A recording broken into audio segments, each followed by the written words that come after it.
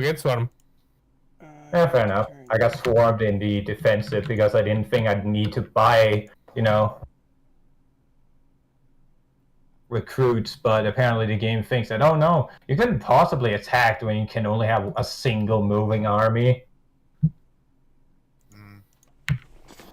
Okay, like, this is me saving. How did you not test for doing this in defense? Jesus Christ. Quit? You sure you want to quit? Yes, thank you. Nico anime girls, yay Corper. I'm so proud of you. New Medal of Honor game has bad reviews. Not for any reason to do with the gameplay, but because the M1 Garen doesn't ping. No ping, it gets 0 stars. I mean, the thing of the Neko is that there is a Terminator there. Anyways, it is past 7:30. We should probably begin sooner rather than later. As much as I'd like to put it off and not do this. We must do it, brother. We must face the enemy head first.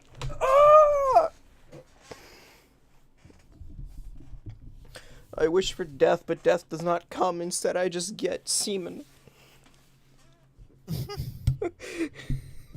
That's a great quote. Wow, make that a quote. I didn't hear it. I wish for death, but death does not come, only semen.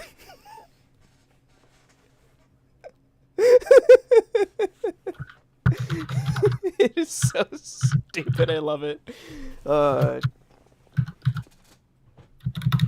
Is Cap not coming? Probably playing Cyberpunk, or sleeping. Probably sleeping, actually. Or both. He's playing Cyberpunk in his sleep. Wouldn't surprise me. He might just be retarded enough to pull it off.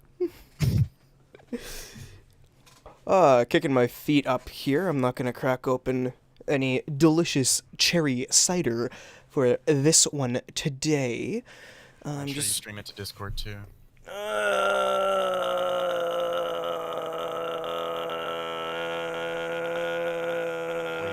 There we go. Thank you. At least I think that's correct. I think Lyle his computer probably fucking killed itself. Oh, yeah, maybe. He fucking died right after finishing that quote. I wish for death, but death does not come, only semen. Oh, baby.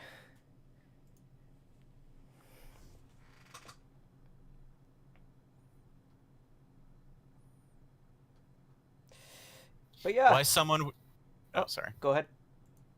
Now I'm just fucking reading. Why someone would choose death was beyond him. Well, I mean... Death or slavery. I'd fucking choose death, but... Yeah, I'd rather be dead than be a slave, but, you know, I'm just weird like that. Checking my YouTube here. It looks like I am indeed alive and it's all functioning. My, setup here says that things are transmitting. Don't mind me moving around, and there might be a phone call at some point in the middle of it, maybe, I don't know.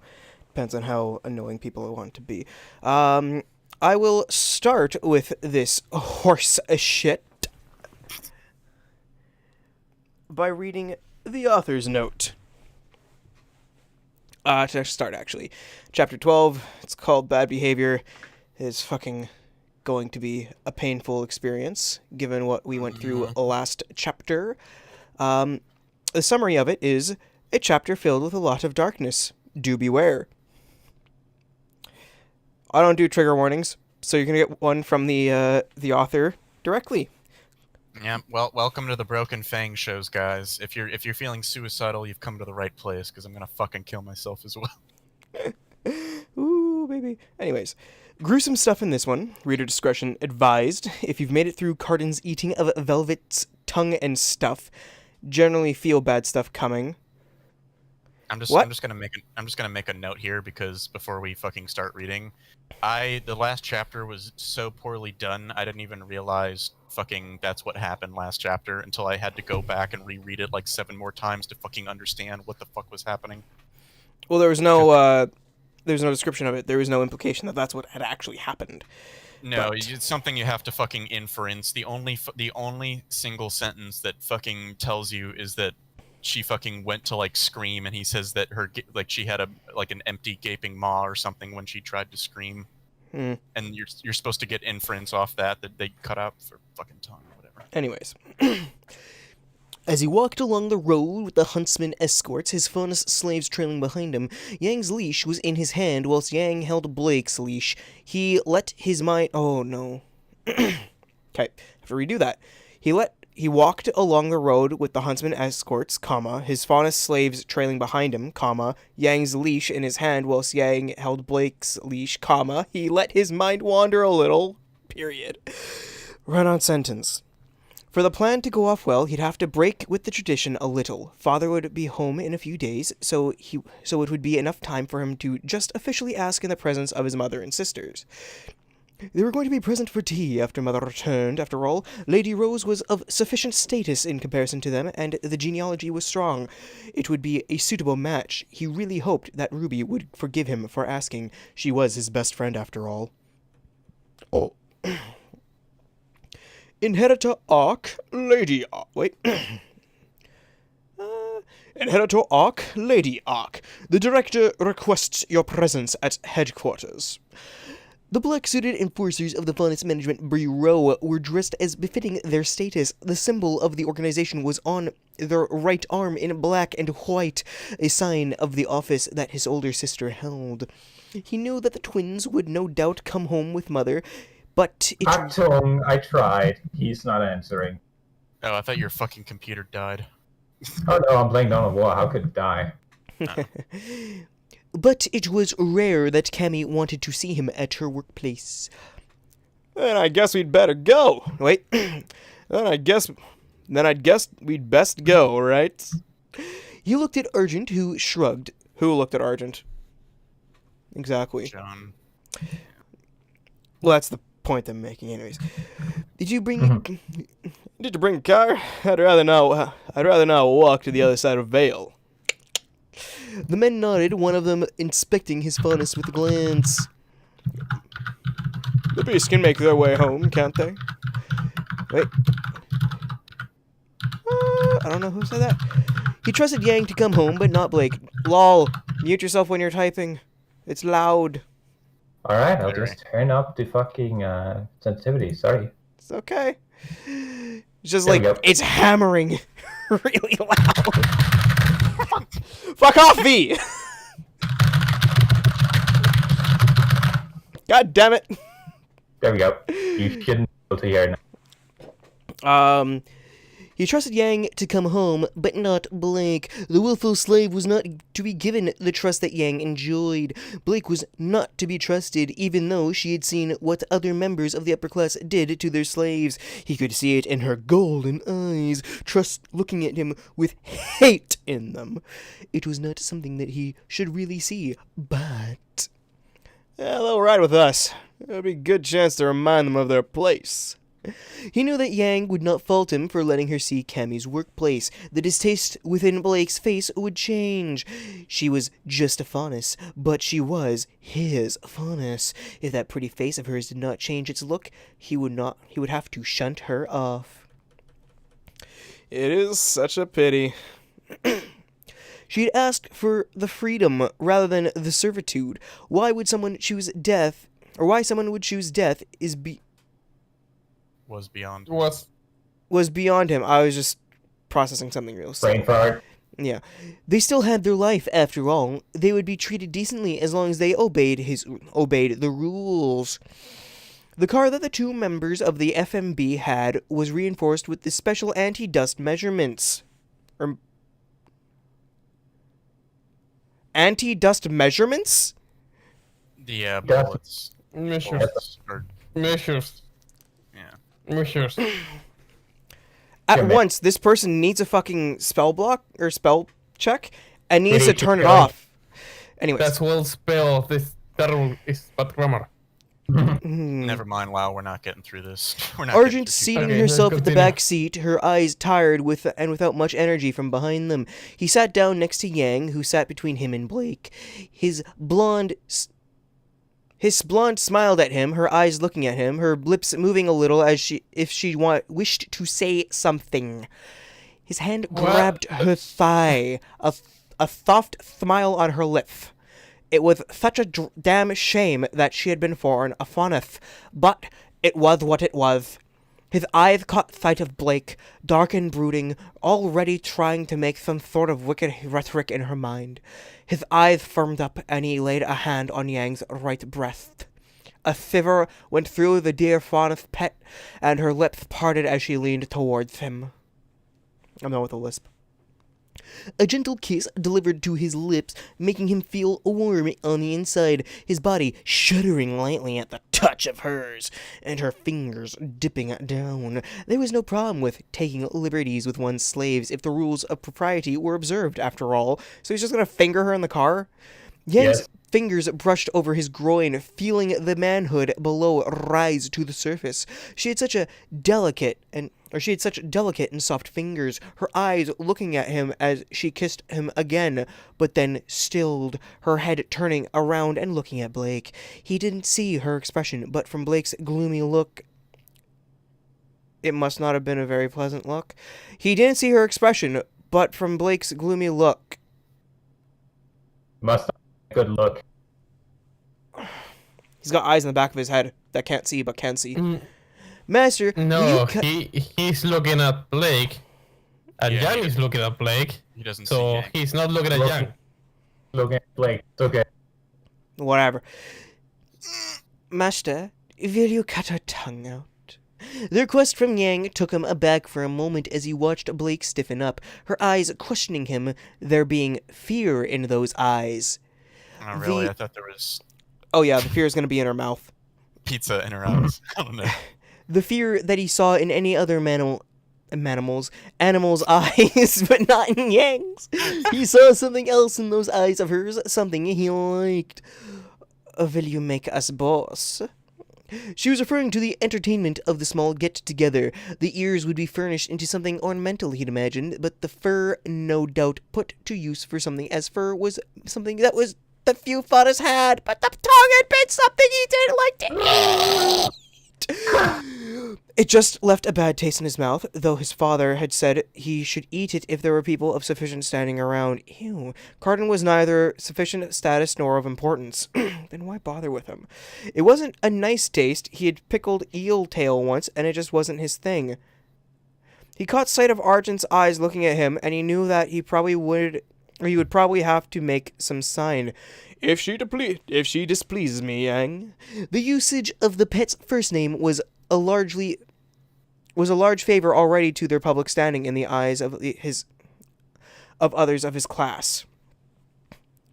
But you? Why would I cut out the tongue of a good girl? She smiled at him. His heart skipped a little beat, and he grew incredibly hard from that warm smile as she brushed her fingers over his groin. Thank you, Master Jean. The soft thanks had him smiling as her gaze turned bleak. See, Black, there's no pity for you. You could live a good life, able to speak and eat the good food, or you could enjoy your revolution. There was a rivalry between his pets, it seemed. Blake was the moody one who said the bad words. Only the bad words. Whilst Yang was the obedient one. She knew her place in society, whilst Blake had been born in the wilds. Whoever gave birth to you must be ashamed. Whoever gave birth to the fucking Raider of this fanfiction must be ashamed. Ash had taught him about the difference between the faunus that had been born in the city, where their owners could take good care of them, and those born in the wild without the education of their status.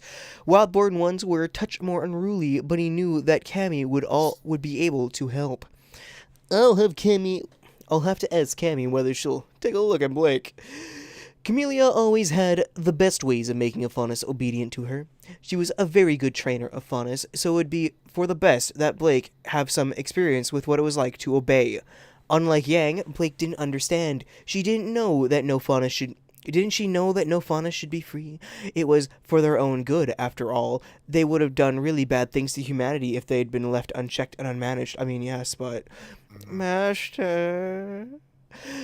Yang leaned forward, her lips brushing against his ear. It was a gentle feeling of the warmth inside him, as he imagined her to be a lover that he had taken there to please him. Thank you for your kindness. It was praises spoken by the girl who he cared for. It was such a nice thing to hear from her, as she seemed to be enjoying the touch. Yeah, good pets get rewarded, he said, watching Yang smile at him again. It was a sensation of kindness that he felt from her, too. He wondered how she'd feel when they'd have sex. Blake had been willful and... He guessed that she would be good for the occasional sex if he needed to take the edge off. She just needed to lie there and take it, like some of the animals that had been for the relief of the man's loins. Filthy creatures are placed often because they grew too diseased to be of service. Holy shit. He knew only about those places from his sister's comment and having heard some of his acquaintances mention it. Perhaps I should just... The thought of making her into a mute was getting more attractive as she was such a willful creature. I mean, yes. She had such fire and passion. Our lead, everyone. But it was all misguided energy. She could be such a beautiful pet. There to be a wonderful adornment to the days when he mingled with the commoners. She would need Are we a supposed little... to be sympathetic to this character? Yes. No. She would need a little dark purple dress to bring out her pale skin, some grooming for the hair, and to make her ears stand out. The explosive collar would need to be replaced, but that would be a thing that could be arranged for. He'd get Yang a nice new collar. But Blake, she had one more chance. Yang had asked him to take one more moment to reconsider giving Blake freedom, and he would. It was not the evening yet, and Yang had been good. She'd passed the test for a major domo at least, and it is unfair that you were born a faunus. I'd never want that smile to slip. Even Carden had been impressed with her bearing, as she'd maintained her poise throughout the little get-together, getting the compliments for behavior that weren't faked from the young heir to the Winchester name. It had been genuine, as he saw the other teenager's eyes give that flicker that showed that he was genuine. It was a thing that Camellia had taught him to better detect intentions. Eddie, read faster. Read faster, damn it. Schnell. Much schnell. See? Good pets get rewarded. Stop being a bad pet, Blake.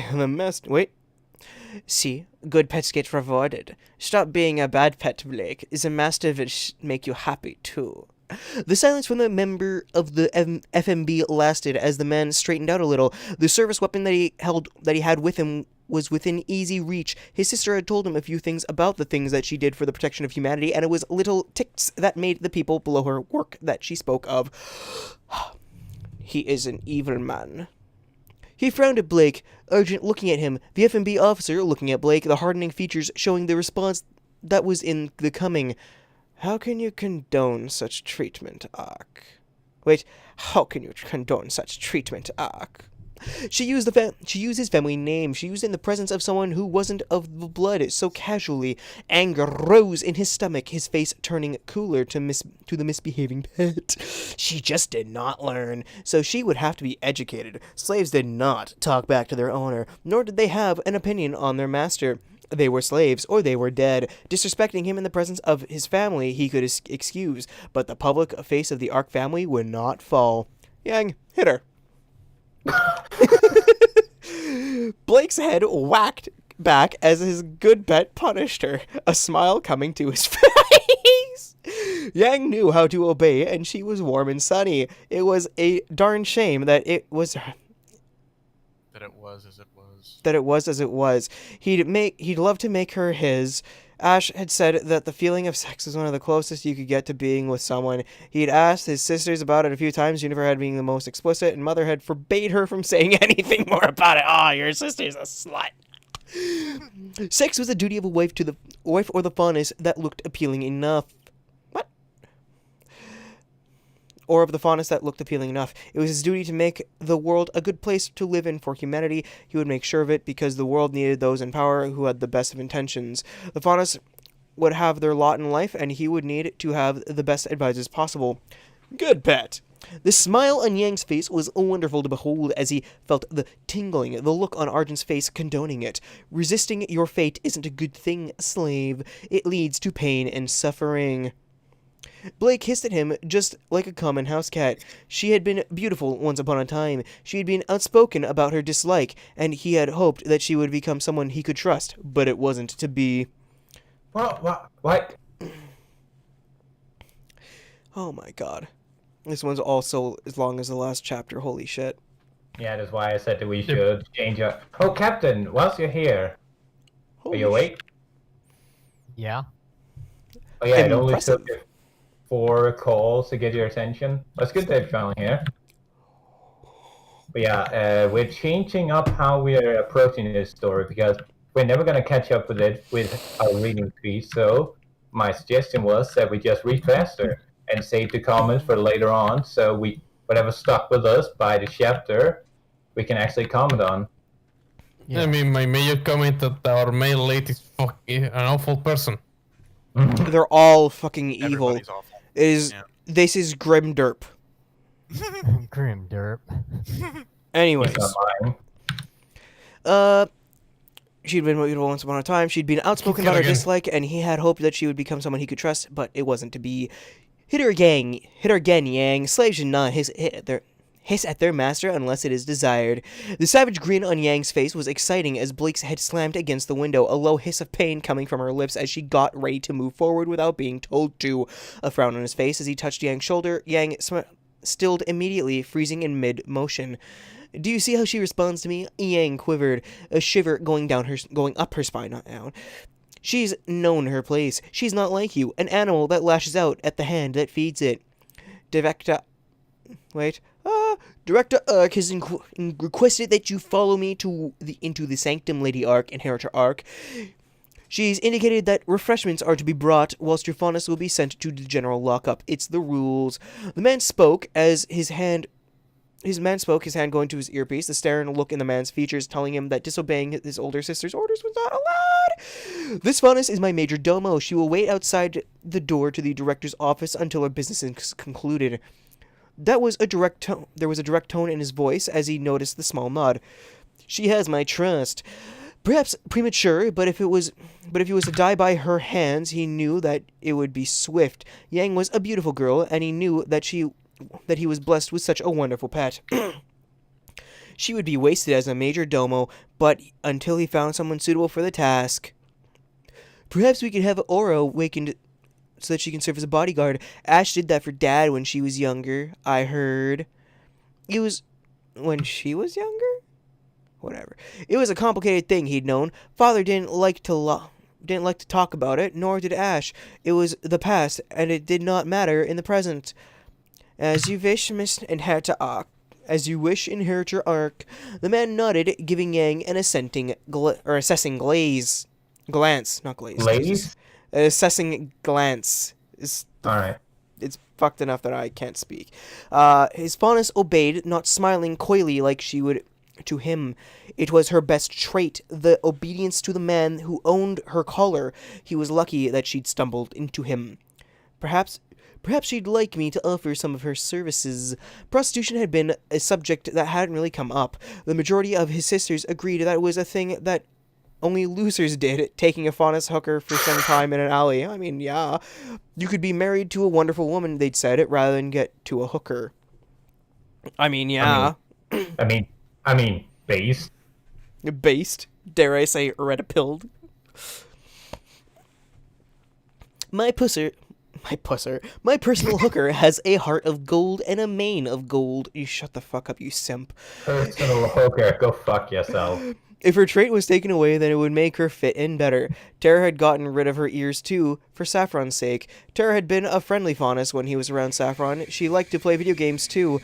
He wondered if Yang had any experience with gaming. No, she's been a whore her whole life. They exited the car in front of the building. She knows about Xbox and PlayStation. They exited the car in front of the building. A Faunus Management Bureau officer standing there at attention.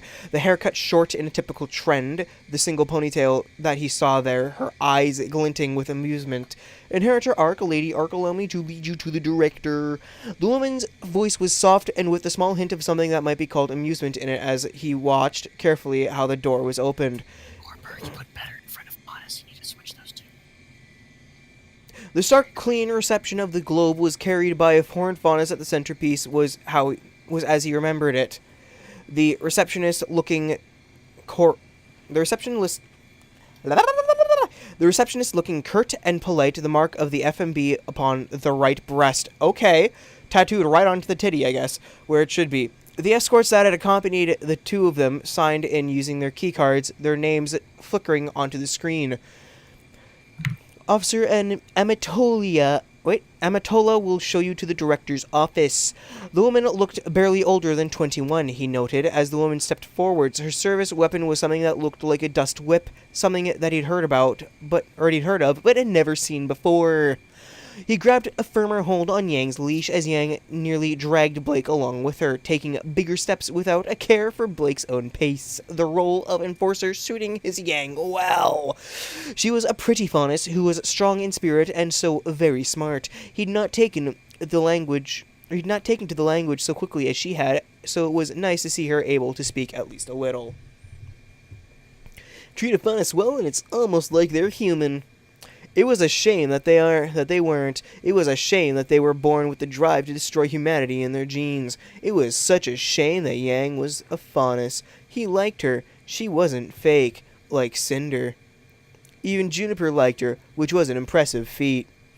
As they were led into the depths of the building, the path winding up and down, he caught sight of some inmates of the building. Their traits were on display, still unmolested, yet their bodies had been branded. He saw thin rags that they wore, several of them hurting along towards a destination. He had seen them before. He had watched as Officer Amatola pulled her card out, putting it in the slot leading to a place that was referred to as Lockup 1. A single lock. Within it, under guard. I couldn't... It's a run-on sentence. It's ridiculous. So many of them. The man was strapped to a chair, the arms and legs bound to it, a look on his face that was hard-bitten, and a single blue eye looking at him with a gaze that was as fierce as they came. The low growl that came from the man's lips, enough of a warning to him as the guards next to him prodded him with the sharp prods. Oh wait, in English, the command, it doesn't mean a pause? It means a pause, but you don't breathe. Yeah, it's not a okay. breathing pause. Okay. Yeah, that's the semicolon, the colon, and the period, that you can actually take a breath while pausing. A man and woman, both decked out in the official garb of the Faunus Management Bureau's enforcement staff, kept the Faunus imprisoned. You could hear Blake gasp a soft, "The ox," coming from her lips as he fought to remember what she'd said about that. Officer Amatola dropped the card she was handling, her gloves having slipped a little. He saw Yang tense up a little as she looked at her fellow pet. "With your permission, master, I would like to stay with my fellow pet." Permission granted. He wasn't going to let Blake slip up, even if she was allowing herself the time to gather herself. That Yang wished to stay with her was regrettable, but Blake was not an obedient pet. It was time to meet with Cammy and see whether she could help him with Blake. It would be fine. He knew that his big sis, though she was small, could help. She'd broken some of the most willful faunus into the obedient pets, after all. Can I read this? Oh. I think you need a break. No. I want to use my Elmo voice. Fine.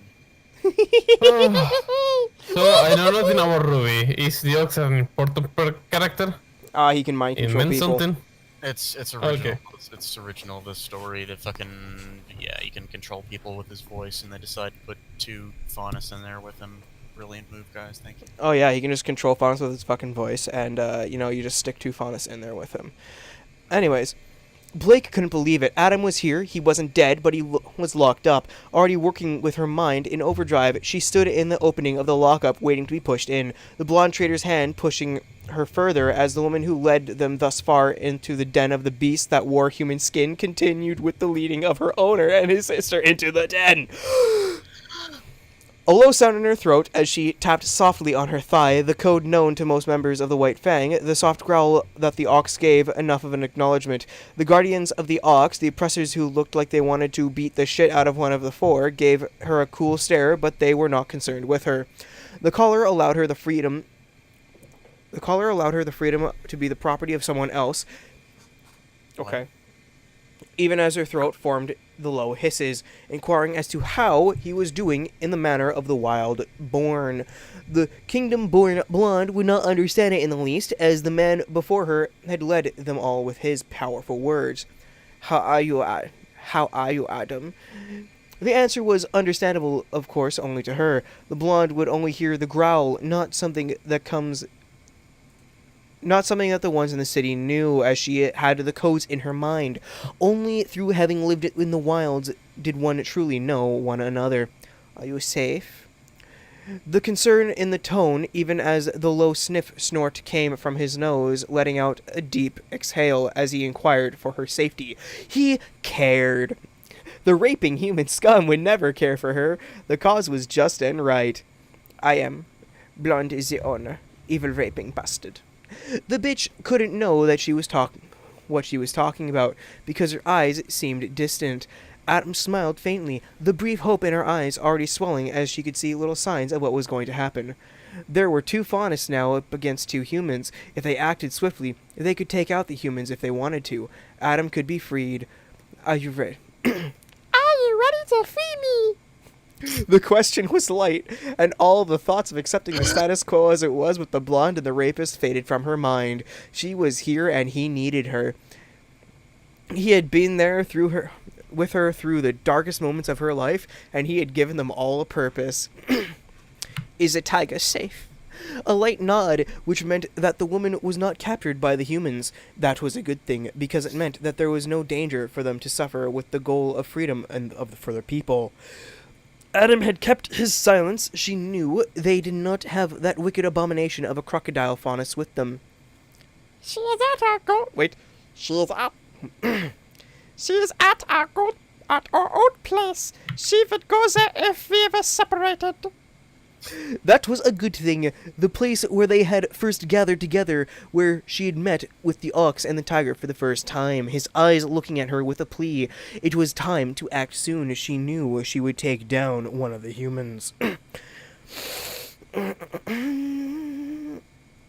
A shock ran through the ox's body as one of the human guards looked disapprovingly at the growling man, Blake's blood boiling at the sight. That was not how you treated a man of such enormous pedigree.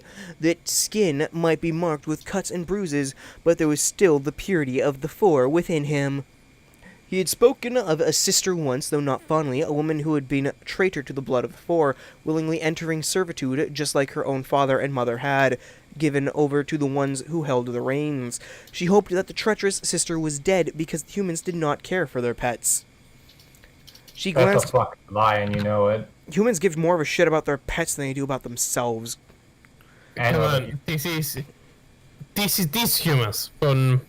Oh yeah, these are evil humans. Place it is. These aren't humans. Yeah. These are fucking Yeah, entities. these people So are whatever fucking- is they're all this monster sociopaths. on the height of humans, they don't give a shit. They're Sensei fucking X. cannibals. Anyways. She glanced at the blonde who had settled herself against the wall, leaning there with her eyes closed, the blonde's body betraying not a single hint of anxiety or fear. The ox demanded the respect that he was due, yet the humans did not know about the power inherent within the four. The ox and tiger spoke for the people, they spoke for the species. They were the burning hope for the future, the brand that would make its mark upon humanity. A low growl, and she tensed up. Sisters! The ox spoke, and she caught sight of Yang shifting a little. The guards at his side paying attention to the two of them, ready to fight. It is time to unleash the flames of revolution. The ox calls for war. The shock prod came down on the ox, and she watched as the blonde shot into action, her own body following suit. Her hands grabbed hold of the man's arm, bending it away. He looked surprised, even as the blonde pressed the other woman against the far wall. The voice had spoken, and the faunus obeyed as they should. She did as her training had instructed, a swift crack to the neck, the man's aura having not been unlocked. The freedom that she felt under the command of the Ox was something bigger, even as the humans pleaded with the blonde for mercy, the shock prod having fallen to the ground. The man that she just killed dropped. Killed? Okay. She fucking cracked it. Yeah, she broke her neck.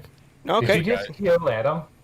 No, she... I wish she they killed- did. No, the guards. She killed one of the Just guards. the guards. Yeah, fucking broke his neck. Fucking broke his neck, one hit kill. God damn. As this she is a watched tough carefully the villain. traitor who had obeyed the Ox because he had commanded her to.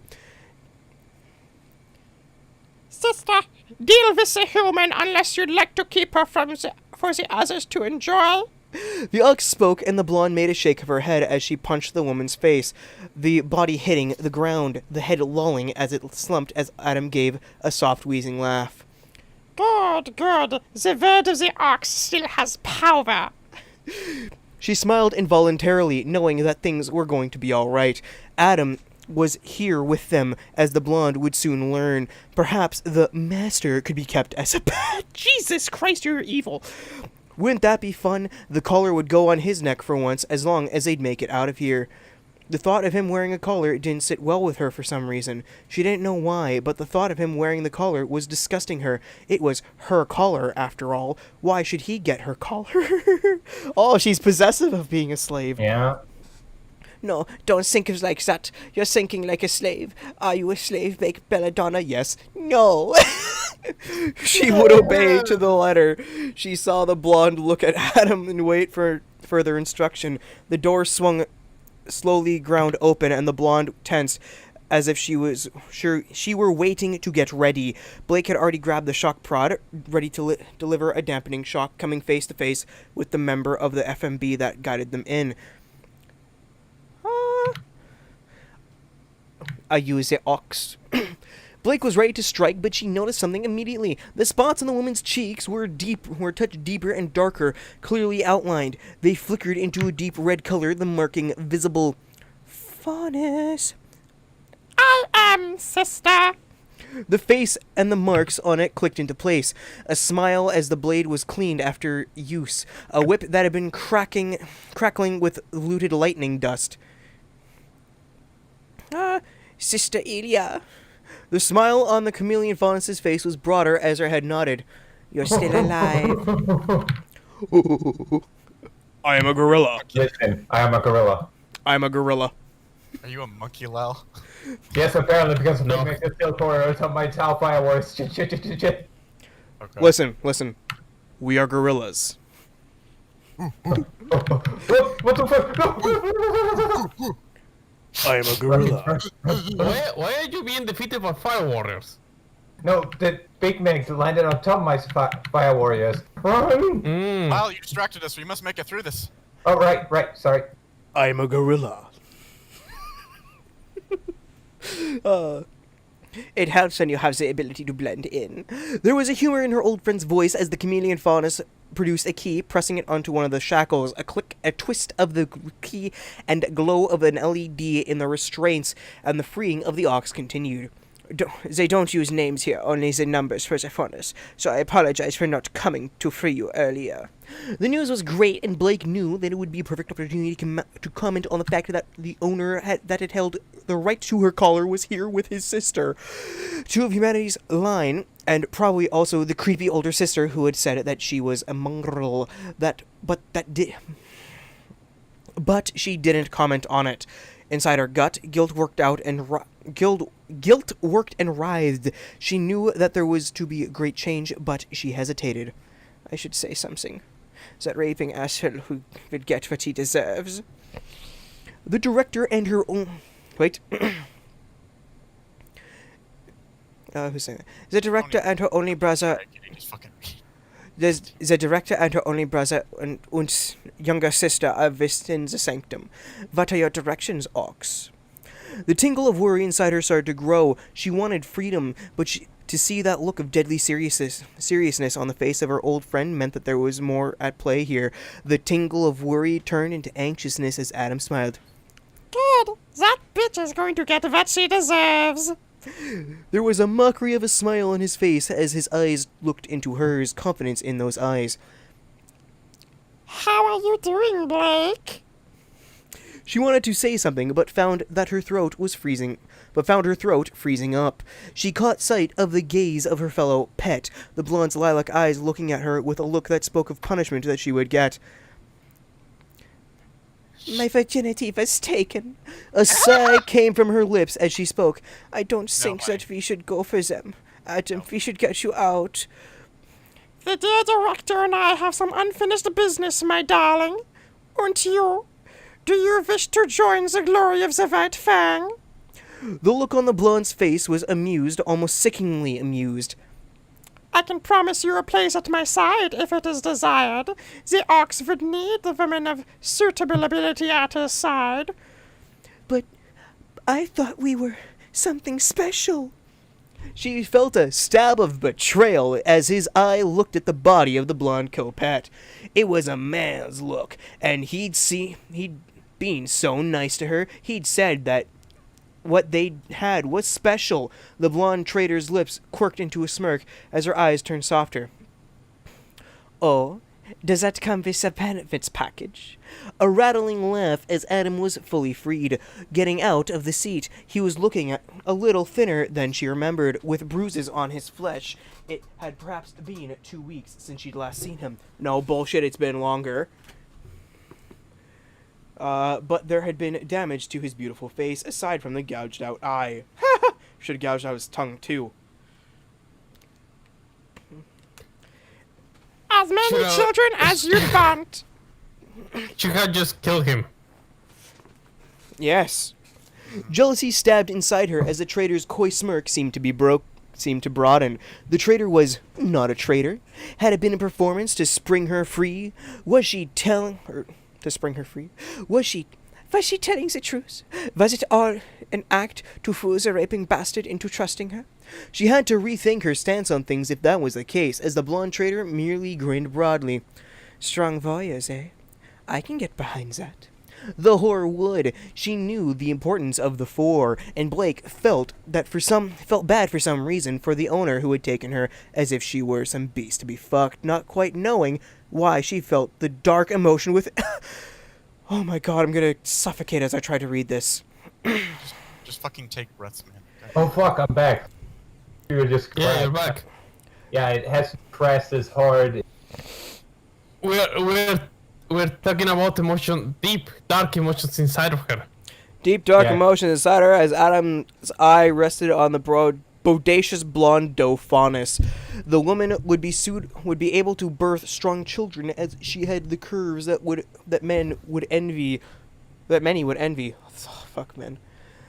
Blake herself envied them just a little. She had seen the blonde in action and had been perhaps a touch exciting. Yes. After I am free, you will become my woman. Blake saw the eyes sparkle as the smile turned broader, the blonde understanding what a good deal that was. Blake felt torn. It was like something dangling in front of her, something that she had wanted. To be the woman of one of the four was an incredible honor, but he had never really looked at her. She had taken him as a mentor figure and made him feel a spark of joy, but never had he offered her something such as that. Her father had to be asked for permission, but it was likely that the traitor had no, not the traitor. Her name was Yang. A woman who would be the woman of the Ox, someone who had somewhat higher status than herself, in such a union. It was not her task to wonder whether there could be a future for her. It was her task to remain docile and serve the four and all demands they had for her. The fire of the tiger and the words of the ox would sway the masses. The revolution will need strong children to carry the flame to the future. She felt the jealousy burn inside her, but it was the ox's decision. She could not interfere with it, even as she knew that her worth compared to Yang was far more. She had only been fucked twice. Who knew how many men had pumped their human seed inside the womb of that blonde? Wait, I'll make sure that the pen is unlocked so the brothers and sisters can be free. There are currently 50 furnace in there with the guards in the block, with 30 guards in the block. It will take some sacrifices, but we can make sure that there is a bloody reckoning. Ilya spoke softly. She took a few steps back. I'll scout ahead. We can make use of the fact that there are 2 colored ones here to give the appearance of an assisted transfer. That made sense. There were just 4 faunus against who knew how many humans. This revolution would work and make sure that the world would know that the faunus had a right to exist. No, you don't. Her owner would be dead, and she felt a stab of some sadness inside her suddenly as she knew that he wouldn't make it. The blonde had played her part well, but now they probably were going to kill the man who owned her collar, who had been kinder than the red-headed owner of the slaves. Do I really need to kill every human? Her mother and father's disappointed face, watching her with a soft disapproval in their eyes as she remembered them as they had went to turn themselves in, trying to get a favorable deal out of it. She knew that they would not like it, but the revolution, the ox. Do I really? She's fucking thinking of this right after she fucking snapped that guard's neck. Okay, cool. Keep reading. Yep. Yeah. His blue eyes looking at her. He had been nice. His sisters were bitches, but they weren't too abusive. No, she had clothes and they fit. She could see his body already after they'd gotten their hands on him, beaten up, abused by those who had been enslaved once. They would just ravage it, hurt him in ways that the others hurt them, simply because he bore the blood of the oppressor. Do I really want him to die? His sisters are messed up, but... He'd been emotional. She could sense that. Had he really cared for her? Had he thought of her as a pet? Had he given her a shred of those emotions that he felt in return? He had called Yang a good pet, but he treated her coldly. She didn't like that, and the other faunus had been angry with her too. Didn't they understand that servitude was worse than freedom? They'd said that they had some semblance of peace, but the arcs weren't that bad. She could already see her master there, the marks on his body. She'd seen what they'd done to some of the captives, and it felt odd. She knew of this young man with the easy smile and his arguably handsome face, his eyes making her feel a tingle in her groin.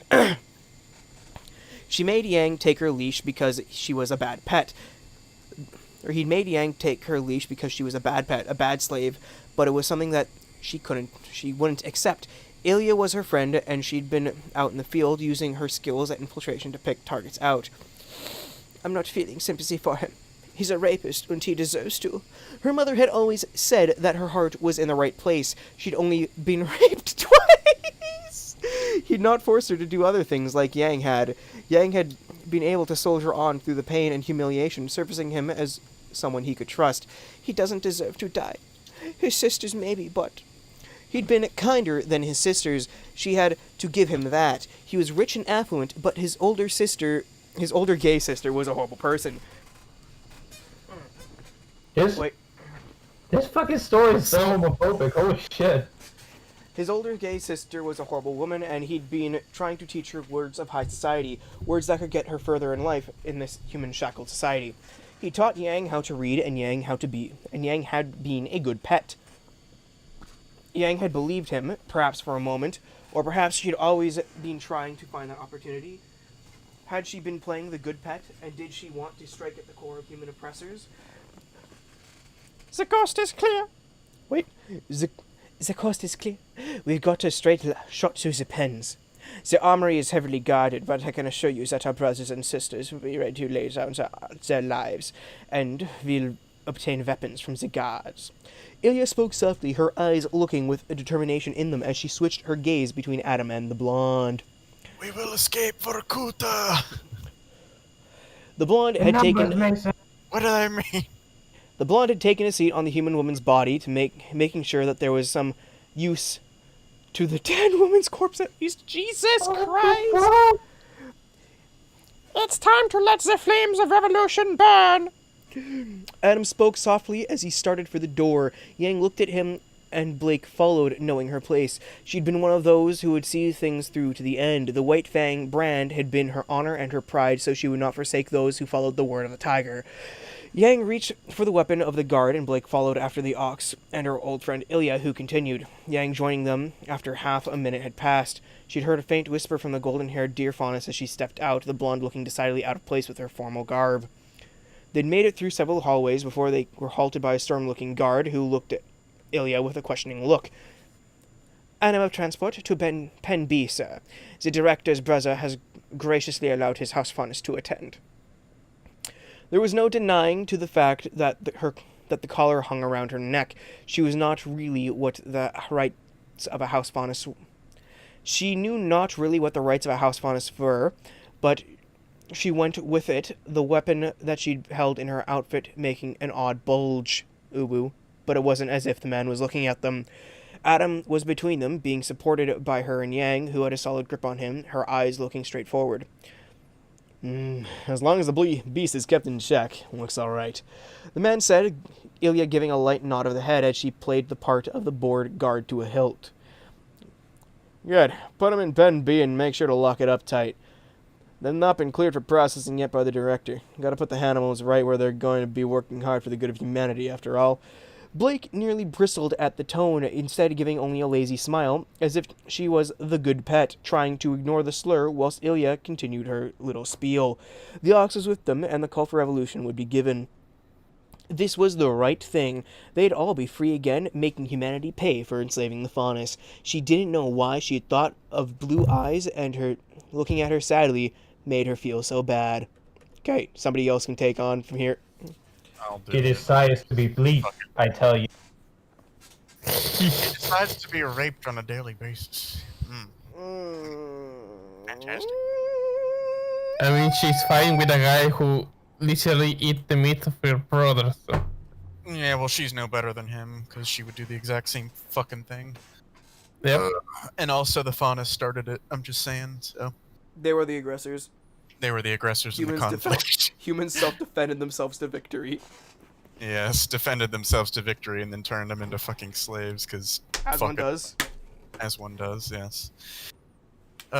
Which makes even less sense in the show, because in the show the faunus won their fucking war for rights or whatever, and yet they're So get treated like trash. Yeah, except they're oppressed, quote-unquote. Do people who win wars usually lose? No, fuck it, whatever. He watched his oldest sister sit with a mild elegance in her comfortable leather chair, her eyes looking warmly at him, her hair looser than before in the bun. She wore her gloves to her elbow, the leather creasing lightly as she got up. She was the smallest of his sisters, standing at around the level of his nipple. Okay. She hugged him, her gloves creaking a little, as Argent gave a light huff, Officer Amatola having gone away after delivering them to her office. Hey there, Cammy. His sister's smile warmed his heart as she pulled a little closer, her face showing a small grimace as he patted her on the head. Her hair was done up in a bun usually whilst on the job, though he knew that she had it cut short once. Don't call me Cammy. I've got a name, you silly lunk. The heat was absent from her voice as she hugged him a little tighter, Argent giving a soft amused sound. So, did you come here alone, or did you bring Miss Uppity Kitty and the good blonde with you? Blake and Yang? Oh yeah, they were put in the pen. I'm happy to see you. His sister smiled at him, her gloved hands ruffling his hair. So, Cammy, can you take a look at Blake? The look on Camilla's face turned serious as she turned away from him. The portrait on the wall was her own, dressed in her formal uniform, the badge of office that she assumed only 3 years ago pinned to her breast. She looked the most like Saffron out of all his sisters. If you want me to, I will. She was the best. She worked hard to make sure that the faunus would find their proper place in the world or be destroyed like all defect animals should. It was a simple fact of life. But they weren't on the same level as humanity. Director, we're running the rounds. Pen 1 is secure. The special animal is contained within. He frowned for a moment. That had been the place where Blake and Yang were at. Who was that red-haired faunus who was locked up in Pen 1? His sister frowned. The ox. Taurus. He's a particularly troublesome man. A moment of contemplation before her eyes fell to her desk. Wait. If you've seen him... Did you leave your pets in there? Or did you leave your pets there? He blinked at the question, the nervousness in her voice there. She usually didn't lose her cool, but something seemed to have slipped into her eyes. A deep-seated mistrust. A nervousness. Yes? I made sure that Yang was there to keep an eye on Blake. Was that a bad thing? A curse that Mom wouldn't like to hear came from his older sister's lips, her eyes widening in something that seemed to be fear as she grabbed the communicator on the desk. All right, to all guards, reinforce the third block. Don't let the animals out. Consider this the prime directive. Okay, Star Trek. There was a sound of alarms going off as John felt a nervousness going through him. Nice job there.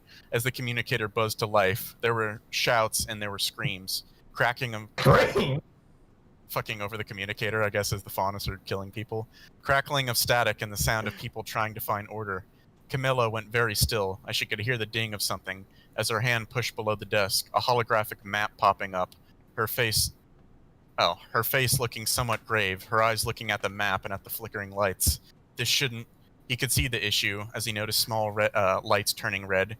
There were at least 5 lights going red. That left a good 30 or so green, but they're killing them, he noticed with faint horror in his voice. Well, what the fuck do you think they were going to do?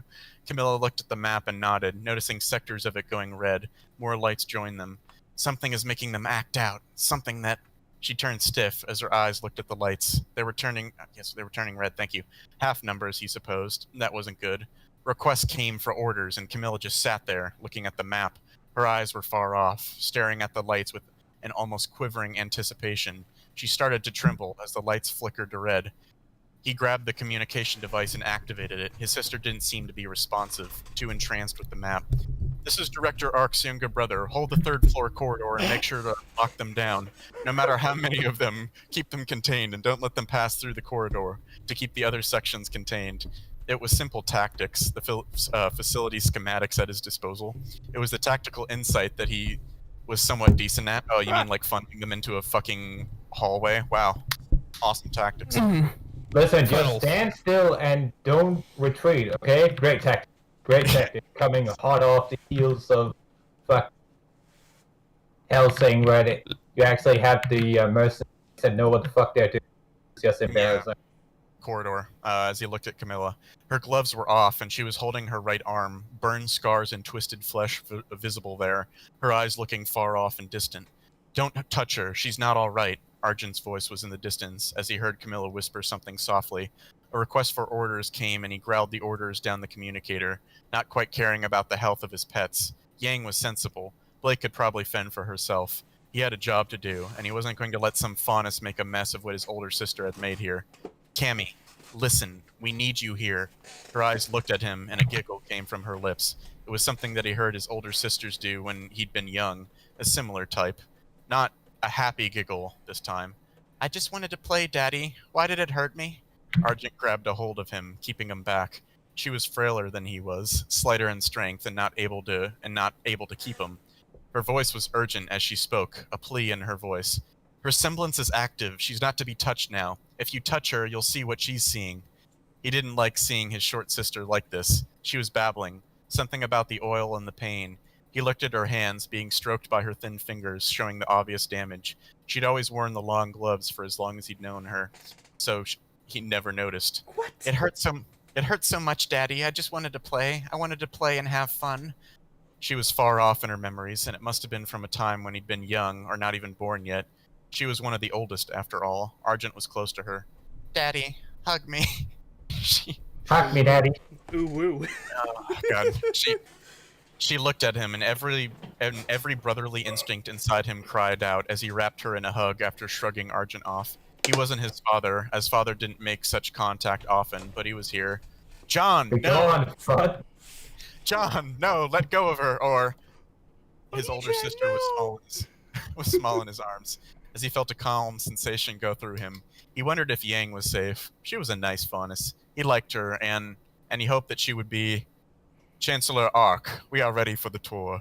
The attendant looked at... Oh, okay, they're not going to explain this. Basically, her semblance can let people see possible features or whatever, blah, blah, She blah. wasn't... I like Blake. She's a nice girl. Yeah, the attendant looked at... what they're saying.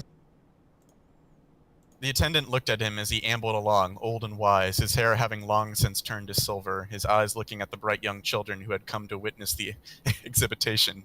A happy laughter sounded in his ears as he was drawn from the memory, as he knew that it had been for the world's betterment. It had been a harsh moment, the time when she had died there, but it was necessary. His sisters had never recovered, and he had felt her passing hit him hard. Camilla had bit her tongue and just let herself go, Argent choosing the easy way out, straight off the roof. The garden had their tomb, kept clean by the gardeners. The bionic leg and the pain between his legs from the time that the faunus had gotten a hold of him were a constant reminder. Even as he had taken to his heritage with pride, he would never have children of his own. The animals had ensured that was the case. "Hello, children," he smiled, his aged face looking at the bright faces that he knew would grow up to be the wonderful next generation. He remembered a girl that had laughed and smiled with him, her eyes like the fading sunlight on a warm summer day, a victim of that one day, the day that the faunus had rebelled. "You're John Ark, Chancellor of Vale," a girl with beautiful golden hair spoke, as he was reminded of his sisters, the ones who still lived. Saffron had never married, taking the death of Argent and Camilla heavier than the others, Juniper having disappeared into the wilds nearly 50 years before. She was thought dead, probably having died years ago. "Yes, my dear." He looked around the exhibitation that had been erected, as soon as he had finally enacted the final solution to the issue. The final solution. He went full Hitler, ladies and gentlemen. The people had pitied him. He went full Adolf Hitler. Yeah. The final solution to the issue. The people had pitied him, the last scion of a noble line, and that pity had won him the seat of Chancellor of Vale, convincing the other kingdoms that it would be the best to give the faunus race the mercy of death rather than allow them to coexist with humanity and servitude. The first extermination chambers had been built. Oh my god, we're going full Hitler now. Yes! Yes. That's why I fucking say that. He took little joy in what he had built for the world. The last faunus had met their end, screaming and clawing at the walls of the chamber as the gas filled it and the pain lasted. It had been vindication for the pain that he had suffered. He had lost his Yang, the little son that had been the happy moment in his life. Blake had suffered. Auburn had made sure of that. It had been amusing to see the girl squeal and struggle after the first stallion, but she'd been thrown into the kennel. It had been her fault that his Yang had died. It had been her fault that the world had lost its light. It had been her who had betrayed him. He asked whether it had been worth it, whether it had been the revolution that she had craved. He let her be raped to death by animals. It was what she deserved for obeying another animal wearing faunus skin. Extermination for their race was the final solution to the problem. If there were no faunus, there was no threat to humanity. It had taken a castration and the death of his little son of his life to let him see that. "Welcome to the Museum of the Faunus, the last memorial to a failed experiment of nature." He smiled with a kindness that his heart no longer felt. The children would learn about the creatures who had taken from him everything that he had loved. The faunus were a race of humanoids who rebelled against their masters, humanity. They were enslaved, and they rebelled and revolted. I was the one who signed the order to give them the freedom that they deserved. He looked at the young children, smiling at them. He had done the right thing. You will see some faunus bodies kept preserved, as well as some... Jesus Christ! Oh, he's Yeah. only missing a mustache! Yeah. Ladies and gentlemen. Oh, You remember see the this, remnants of the Lebensraum. remember, this is just one possible future. You will see The some of the Nuremberg faunus trials were more on this. bodies kept preserved, as well as some of their traits that had been conserved for the memory of history. So do be aware that some things might be shocking, but it is all for the best of humanity. I did the right thing. You will never have to suffer the yoke of a faunus to maim you. He knew that his words were bitter, but the children had to learn. Never again would the faunus be mentioned. Never again would they be thought of as anything aside from a footnote in history. They were gone, a failing memory in the minds of the people, and they would remain. He would have loved Yang, if he had been honest, if only he had told her to stay with him. "What the fuck are you doing to the young mistress?" Ash's voice came through the vision as he shook himself aware. Camilla was crying now, murmuring something, and he felt the sadness go through him. Blake had been at fault, hadn't she? Yes. Yes. The gallows hung where there had once been a garden that he'd loved to walk through. 9 bodies hung from it, with him as the sole remaining one. Blake Belladonna had her vengeance, all because he'd sold her off after the riot all because he sold her off after the riot. The riot had been quelled. Sorry, with the fucking quality, it looks like not had been quelled. I'm fucking confused. He hadn't wanted to have her around anymore, not after the betrayal that she had done. His mother's face had been made into a mockery, the flesh having been carved off, and he'd noticed that she'd probably been raped, but he'd not been brave enough to get out in time. they'd come for him, and Ash had shoved him into the secret chamber below the stairs and told him to stay put. She'd gone to fight them, and it had been something terrible to hear, the sounds of screaming. So many bodies had been piled up outside, the smell atrocious. A glance at his sister Argent, who had been doused with flame and hung to burn if the rope showed enough of the marks. It was a harrowing sight, one that he'd rather not see again. The twins had been hung. The animals had taken their liberties with the others. Saffron was mutilated, with some of her special toys shoved into her. She looked terribly unhappy. Oh, as Tara's body. She looks Just terribly unhappy, as a okay. corpse. Yeah, as a corpse. The faunus had slit her own throat and died, together with her owner. Auburn was still mostly intact, he could see. She had never been all right in the head, but some of the traitorous faunus had undoubtedly told him of her little fancies. He briefly wondered if they'd let the dogs have her, like that one time he'd seen her do. Well, questionable things, but it was not to be. Auburn was dead. Camilla had only a torso hung there. They'd really done a number on her body, burning words into her flesh probably while still alive, before leaving her there to hang. Juniper's body was the most battered. They used her for shooting practice, probably. And he found Yang on a small hill of corpses. Her aunt. So remember, the faunus are just as evil. Just saying. If not Her more so. Not more so. At least fucking. At least with John. Humans don't At least. use fawn as a fucking target practice. At Christ. least. Okay, there is the final solution of random pillaging and raping. I was gonna say, at least what John did was kind of merciful. I can't believe I just said that. Okay. Her antlers sticking up proudly, whilst the other one had been torn off by a stray round, her eyes still staring defiantly as half of her chest was just a mess of gore and blood. The faunus had won. Vale had fallen. It was faunus territory now. We need to go. Summer Rose's voice was soft as she stood there. Her eyes were grim as her gaze rested on him. We shouldn't stay around for too long. The woman had lost her daughter. He had lost a friend. Ruby had turned her weapon on herself before they could get to her and do whatever to her, dying with her own womanhood intact. Summer was Wait. silent. Ruby killed herself? Yep. Yeah, Yes. before she could get raped to death by the faunus. Alright. This is the most nonchalant response. Like, okay. I'm just like, they have established she exists and then they kill her off. How much supposed Well, to yeah, act like, like I said, these are just Oh. these are just possible features, whatever. Summer was oh, silent. it's a possible. Okay, I was like, wait, what the fuck's happening? Took Yeah, over this is Vale, a- what the fuck? This No, isn't no. real. It's just a dream, A vision- essentially. Yeah, Ah, a vision so- or whatever. Camilla, John's sister, her semblance is the ability to make people see like possible futures or whatever. Oh, let me guess, they explain that later, so real mind fuckery. Sure, whatever. Summer was silent as she'd come for him, calling out to anyone who still remained after the faunus had enacted their revenge. Awaken my aura. He wanted to fight. He wanted to pay them back. He wanted to tear that cat's head off her neck and to make sure that that red-haired asshole watched while he did so. And we need to bury them. He couldn't let them hang there. They were his family. Family was important. Summer smiled sadly as she nodded. Digging the grave was easy, as the rose bush was pulled out with a spade and a bit of handiwork, and the bodies were pushed into it. He gently laid Yang to rest on top, next to his sister. I loved her, he said softly. Live, John. Summer's voice was soft, even as the rain started. He glowered at the droplets leaking down into the body of the woman that he had loved, whose body he had not even tasted due to the test not being ready yet. Blake was going to pay, or else his name was not John Ark. I'm sorry, Lord Ark. She cannot conceive anymore. Her uterus is too damaged. Though we have managed to ensure that her hands remain fully functional. He heard a voice and his father's angry ranting as he felt a strange sensation of... What? NUI? NUI? Okay. If he There's was... a strange feeling of A feeling of listlessness and dissatisfaction arising from a lack of occupation or excitement. Okay. So fuck it. limbo. Limbo, yeah. If he was He's- seeing... Sorry. Go on.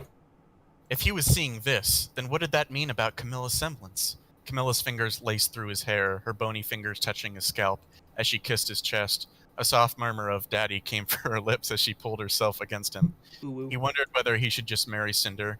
That might just save him some time with the bad visions. Dear husband, I will be out for the afternoon. She was cheating on him, he knew. He had expected death. But Cock. Cinderfall was hardly something that would follow such orderly lines. His daughters were warm and kind, just like their aunts, but there had been no real warmth in their marriage.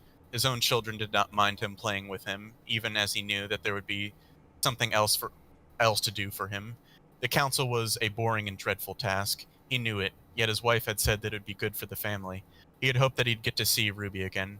After the accident that had cost her an eye and a leg, she hadn't been willing to see him very much. Lady Rose had been quiet in her dismissal from the official governing body, but she had given him the stern advice to rein in his wife. He missed Ruby a little. She'd been a wonderful girl that was his friend.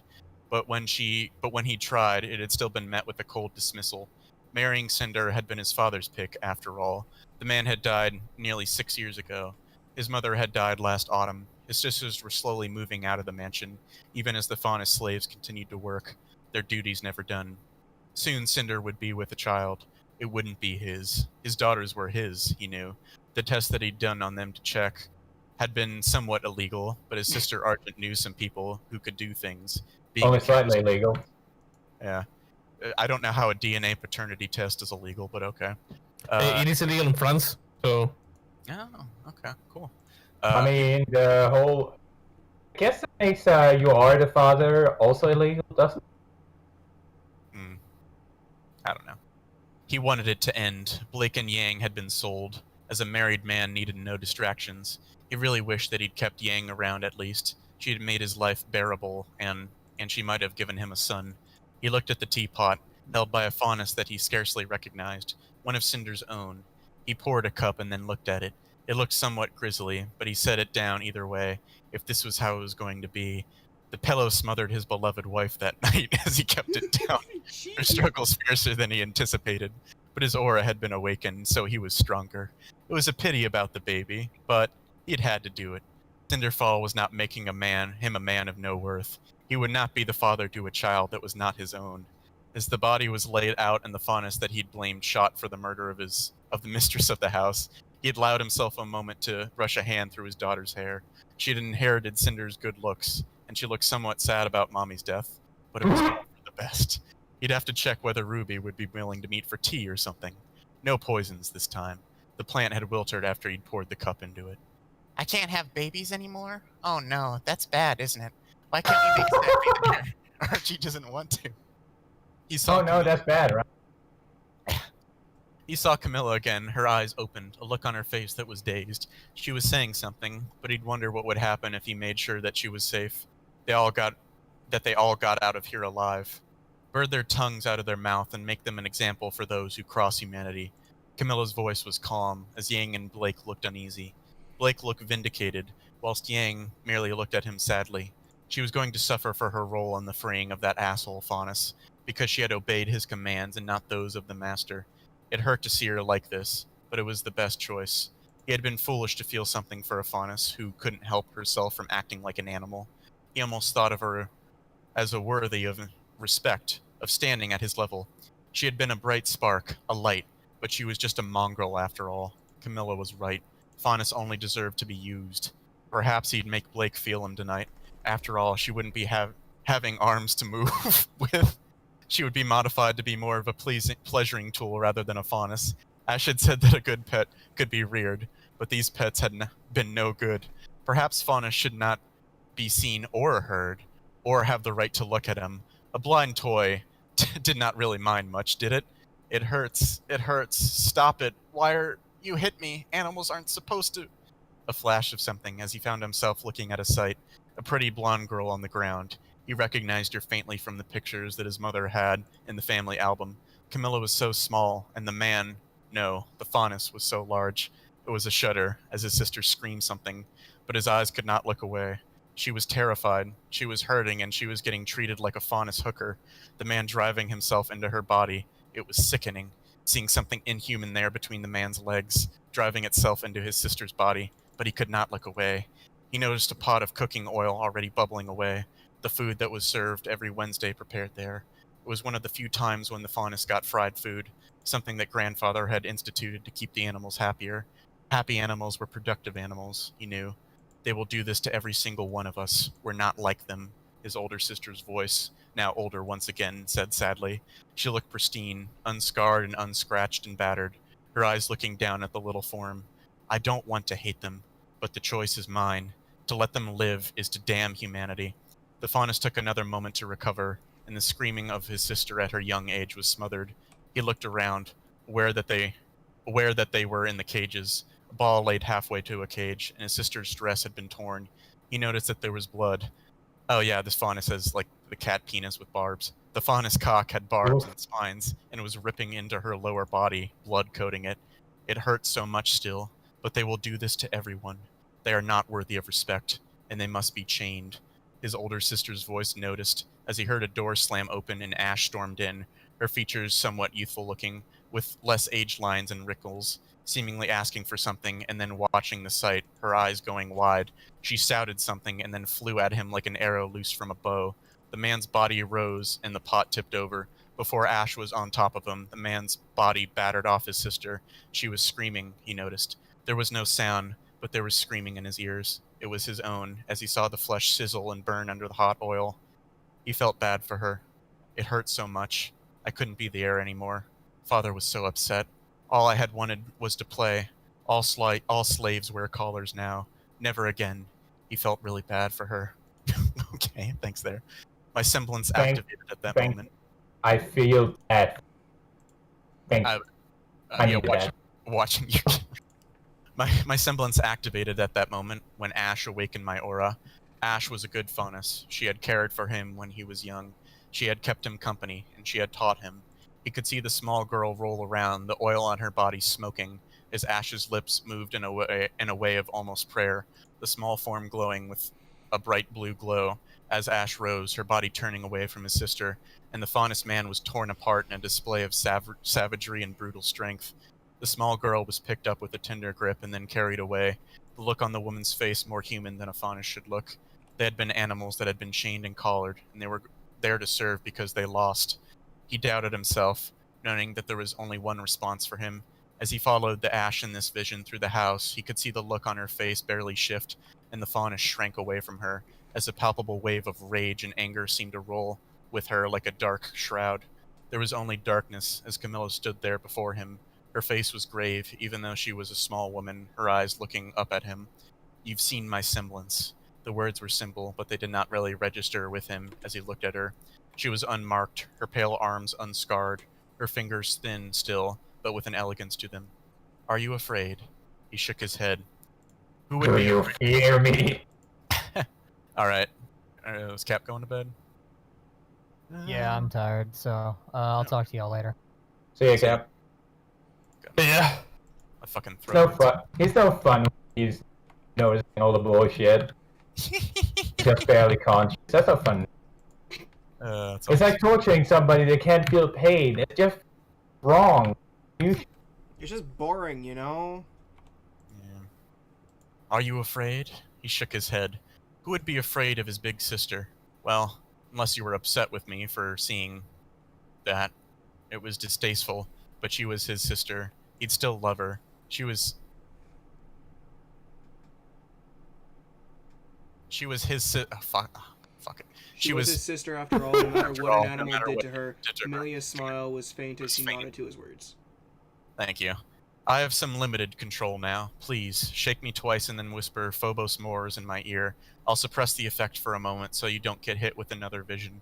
He found himself back in the real world again, and he shook her twice, gently. Her head bobbed back and forth, and he brought his lips to her ear. Phobos Mors. The sharpness of her gaze was fiercer as she returned to him. Her eyes frowned, and he noticed that Argent was looking at him, her eyes doubtful, as Camilla shook herself from her daze, grabbing the communicator. Suppressive measures, type 5. She held onto him firmly, her head against his chest, her breathing heavier. Make sure that they do not get to the armory. Permission to use type 3. He knew that things were going to be okay. The animals had just acted up, and his big sister was going to be fine. She was crying a little, but it was all right. She was here. He pulled her into a tighter hug. Due to her smaller stature, it was almost as if he was the older brother with a younger sister, but she shivered nevertheless. You should take the week off. Let others manage the faunus for a bit, big sis, he whispered in her ear. It was necessary, he knew, but he sighed. He hoped that Yang was okay. He liked her. Blake, Blake, if she had been a good girl, he could forgive her. Whatever was with the red-headed Faunus, it would be something that he had coerced his... Whatever was with the redhead Faunus, it would be something that he had coerced his little black cat. Faunus weren't like humans after all. They needed guidance. Oh my god, my voice. I'm gonna go grab a bottle of water. You keep reading, Kitty. Yep. Ugh. The sight of the fallen humans filled her with a strange joy and strange sorrow. She witnessed several of them being torn down by the tide of her sisters and brothers, the ox speaking of the blood and the flame that they would ignite. Yang looked amused as a savage look rested on her face. She felt the power of the ox too, the flame that the ox ignited within the hearts of the people. I actually want to say ox. Nobody could resist the voice of the Four. No Faunus would be able to deny the will of the Four, as it had been from the oldest days of their memory. She was not selected to be the man's mate, as a stab of envy made its way into her heart, her eyes glinting with that delicate hint. Ilya's faint smile as she grabbed her hand. We're going to make a beautiful veil together, Blake. I don't want to make a beautiful... Wait. Yeah, that was Ilya. I don't want to make a beautiful world with you. Mistress Saffron was horrible. She was gay. She was gay, the greatest dishonor. Ilya couldn't be gay, could she? A phantom feeling of her asshole being ravished. The image of Ilya of her ass being fucked. Doing something like that. The image of Ilya doing something like that, some disgusting degenerate, and her stomach turned. You're missing a few pieces of punctuation there. Just gonna point that out. Shit. Her friend. Her friend couldn't be gay. It had to be a general statement. I don't know why you take it to being gay immediately, but okay. Look, she cannot be friends with the guy. Yeah. Okay. We'll make sure that they pay for it. Blue eyes looked at her with betrayal in them as the blonde hair that was matted with blood and collar was fitted around the neck of the young man who had been her owner. It would be slavery or death for the humans to show them that the Faunus were not to be messed with. So literally do back to them what they did to you after you attacked them. Only 1,000 times worse, probably. Yeah. Oh yeah, probably. So in short, everybody needs to die. Again. Yep. On some level, it felt wrong. Her father and mother had always said that coexistence was for the best, and the crocodile Faunus had said that she'd worked hard to make the master feel some sympathy for the Faunus. Well, that looks like it's about to run out. When we are free, we'll... She'd try to find Mom and Dad if they were still alive. If Adam's sister was still alive, she could try to find her. She bore the blood of the Four, too, and that would make the line stronger no matter what. It's been a while, Blake. Ilya spoke up again. Those eyes that looked at her had a look in them that made her feel like a little slab of meat. It was not a look she liked, even with Ilya's hands holding a shock prod. It has, she responded, her blonde sister in slavery, speaking in soft tones with Adam, her fingers touching over his side, lingering there. It was awfully familiar, but the ox allowed it, a grin on his face. He liked the blonde with her big cow tits better than Blake herself, Blake wondering whether it might have been due to the fact that Adam had once said that something special was between the two of them. He smiled at the blonde, already on the subject of what he'd do and when the world was put to right. Of course, we cannot allow them to be free. We cannot let them be free. The blonde grinned savagely, and for a moment Blake wondered whether a deer Faunus could look so predatory. A quick look at Ilya found that the chameleon Faunus could also look rather predatory as her gaze rested on her. It might have been friendly once upon a time in her mind, but after having met Mistress Saffron and her pet trader, she now suspected that Ilya might be a degenerate. Fucking degenerates. Gross. Can they just stay? She smiled back, Yeah. that it wasn't the case. She preferred the manlier sex with their muscles and their blonde hair. Oh no. That was not the case. He was attractive in a sort of brutish human way, and it had been perhaps not so bad to have been well fed and given clothing that fit. The revolution demanded blood be shed, but it wasn't like he'd been a bad owner. She'd acted out, contrary to the suggestion of the blonde. It had gotten her more pain and hurt other Faunus. She saw the look in Adam's eyes. There was desire in those eyes as the blonde pushed against him, the smile on her lips warmer than she'd ever smiled at Blake. To see him take the blonde as his mate would be tougher than she'd imagined. He'd said that she was special, that they had something special. He was someone who would bend to the human rule, someone who spoke for truth for all the faunus. Her owner was a young man who had raped her, but he'd tried to teach her things. He'd at least made an effort, as Papa had said to her once, and there was some merit in humanity even as in the state as they were now. Blake? Ilya's voice reached her ears as her head turned to look at her friend. A smile was on her face as the friend held out a recently liberated shock prod. You need a weapon. The humans are going to fight back soon. We'll need to address the people in the other sections. Just a little push further and we'll be on the exit. I know how to drive. We can just play this off as a prisoner transport and get the three of us out of here. Yeah, a prisoner van pulling away at high speed from this fucking building that's being fucking torn apart. Okay, yeah, that doesn't look suspicious. It's on fire, probably. It's on fire. Yeah. It's not sauce, okay, guys? Sauce. It was clear that Ilya wasn't thinking about the blonde faunus. Those words were definitely something that would only apply that the others would be sacrifices for the cause. Her master was here, and the faunus would tear him apart as they'd done to all the others. It was not forgiveness that Adam preached, but blood, as he stood there watching how several of the humans were dragged, kicks and punches raining down on him. He smiled with that smile that had promised pain and blood. She didn't want for that young... She wanted that for the young man, she realized. He was not a bad human, she had to admit, and the blonde was an infiltrator just like Ilya. Made sense. Perhaps the girl had been with Adam before, considering his interest in her. No! What? You know, a strong man such as you needs a good bed. Hearing the flirtatious tone as the blonde's fingers danced up and down, those lilac eyes holding the dewy look that some of the other, less disciplined women got whenever Adam spoke. A good woman, too. Perhaps you'd care to join me for tonight? The question wasn't much of a question. The ox did what he wished, speaking for the people. It was the right of those of the four who spoke for the people. It was not the right of them to arbitrate the people. It was the right of the strong to manage the weak. Perhaps, big boy. Blake noticed the small shiver that went through her. The blonde had been almost loving for the master's grace and caring for her. But now, the true colors came out. She both wanted to see the look on Master's face when Yang finally revealed the love she had for her people, to be the mate of the ox, as well as not wanting to see those blue eyes broken even further. The crocodile had said that there was power within the name of the Ark, and the director being an Ark, that meant that there was legislative power behind the name. It would be a fate for those two weak. Are you going to address the crowd, Master Ox?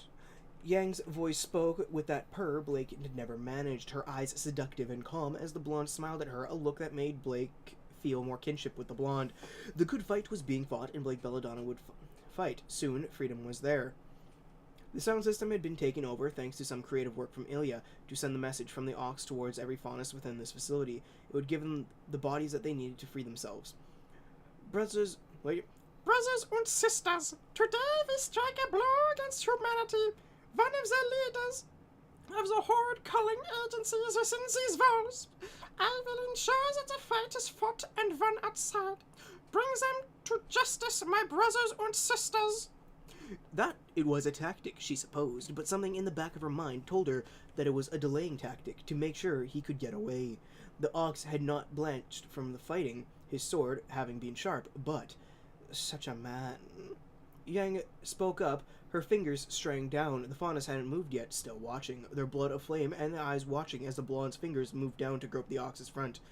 It gets my blood burning, you know. A touch to the privates of one's superiors in the world was intimate in their culture, a sign of acceptance of the mating, and Adam smirked with a confidence in his face, his eyes going to those big mounds of fat on the blonde's chest. You may touch my manhood if you wish to pay homage. It has been a while since I last laid with a woman. Something I intend to rectify tonight. The broad smile on Yang's face as she brushed over the groin, her fingers stroking over the coverings to the groin. Covering. The weakened form of Adam, supported by one of the burly faunus. She caught sight of the coverings being removed and Adam's members exposed, already hardening. A fine size as the blonde cooed softly, a smile on her lips as her fingers grabbed hold of them. A man's burden, I see. to have this here, you know. I always liked a man who was bigger than others. Adam's grin was broader as he reacted to her touches and the fingers massaging, teasing under the shaft. Blake felt a dash of envy go through her, the sight of the blonde taking hold of the ox's loins to touch what would make the next ox rise in the world. It was the right of the four to breed the next generation within a womb that was suitable for it. She was not the person for Adam if she guessed it right. Once we are freed from... Wait. Once we are freed from here, we will be able to make sure that you get the man you deserve. A true man. No, Yang sounded like Elmo. No, that was Adam, I think. Why, Nope. why would Adam be saying... Get the man that you deserve. Oh, okay, fuck it. I don't even know. I don't know who's talking. There's no indication. I love the fact that we had to argue about who's talking. A grin on Who the Adam's fuck? face, and Yang Yes. leaned forward, her eyes looking up at him. Your name was Yang, right? The blonde nodded, her nose nearly touching the ox's erect member. It was a sign of approval as her hands grabbed hold of the man's sack. Your husband awaits you. Yeah, he does. A real man, fit and strong. Yang's soft laugh was definitely something that Blake didn't mind hearing more often. It was unconcerned with the heavier things in life as her fingers massaged over the ox's testes. Blake wished it was her doing something for Adam. The ox was the leader of the fauna that the faunus needed, the man who would hold the reins of the world. Ladies and gentlemen. Yang's voice was quelled by Adam's voice. The murmurs died down instantly. One of the four was to speak, and the faunus would listen. The voice spoke, and they would obey. I have an announcement to make. There was a softness in her... Wait. Ladies and gentlemen... Blah, blah, blah, all the rest of that. I have an announcement to make. There was a softness in her voice as Adam spoke up. This woman will be my mate. She will be the bride of the ox. Blake felt the love within her heart shatter. Faunus mated for life, even if some faunus held more than one mate through the virtue of their prowess in the fields of war. That meant that Adam wasn't there for her anymore. Sex was okay for reproductive, but to be a mate meant partnering. Yang's hand grabbed a hold of the man's groin before she turned her head towards the crowd. A real man who has his hands firmly onto my shoulder. A man who has given me the freedom that I have always wanted. Those words were powerful, speaking to the imagination. To be free from the color. The microphone picked up her voice as the tone of the blonde changed. A true man who will be giving me the children I love and cherish. Adam's smile was almost smug as Yang had properly supplicated herself. She wondered briefly what face the master would make if he heard that. The sound system carries the words of the others. Everyone will hear the proclamation. It was a comfort. I will give you the children you will love and cherish, my dear Yang. Every human and faunus in the facility would hear the words, and the smile on Yang's face was almost giddy. Blake felt envy. She wanted to be the chosen one, not the blonde whore. She felt a surge of jealousy to join with the blonde and ensure the ox was pleasured. The dear faunus's hands grabbed hold of the shaft and the testes, and suddenly the scream of pain from the ox was louder as the hands squeezed without mercy. Before Yang rose, Adam's scream of pain was loud as she held up something in suddenly blood-stained hands. The man with the cock and the balls. A man with no cock and balls will never be able to create another of his kind. Look at the ox, gelded like a beast. I have ended your bloodline and your future spawn, Taurus. I have made sure that you will not breed, that your line ends with you. I judge you and damn you to eternal dishonor for shaming your ancestors. Blood gushed from the groin as Yang held within her hands the male member had torn off sack. Beautiful! She Beautiful, ripped off his baby. dick. Her body, Someone get what they deserve. She ripped off his dick and balls. her body turning towards the people as she held up the tokens that she had taken from the ox. Blake felt numb as she noticed that Yang had done so without flinching. She'd not even resisted the urge to obey the voice of the four. She'd just done it. Don't it. No. I just ripped dicks and balls off. As you do. You or anything? As you do. As you do. Nobody can refuse the call of the ox. It isn't possible unless she believes so firmly in... The ox line has ended. If servitude is our fate, then so be it. Rather slavery than death. She felt numbness settle through her body as the blonde spoke words that would forever show defeat to the human oppressors. Ilya gasped in horror as her weapon came up to strike the blonde turning away, full of the confidence that the chameleon Faunus would not strike her. Ilya hesitated. Your hope has ended in despair, Faunus. I am Yang, and I am the slave of Jean Arc, inheritor of the name of Arc. Your future ends in death if you do not obey the master's commands.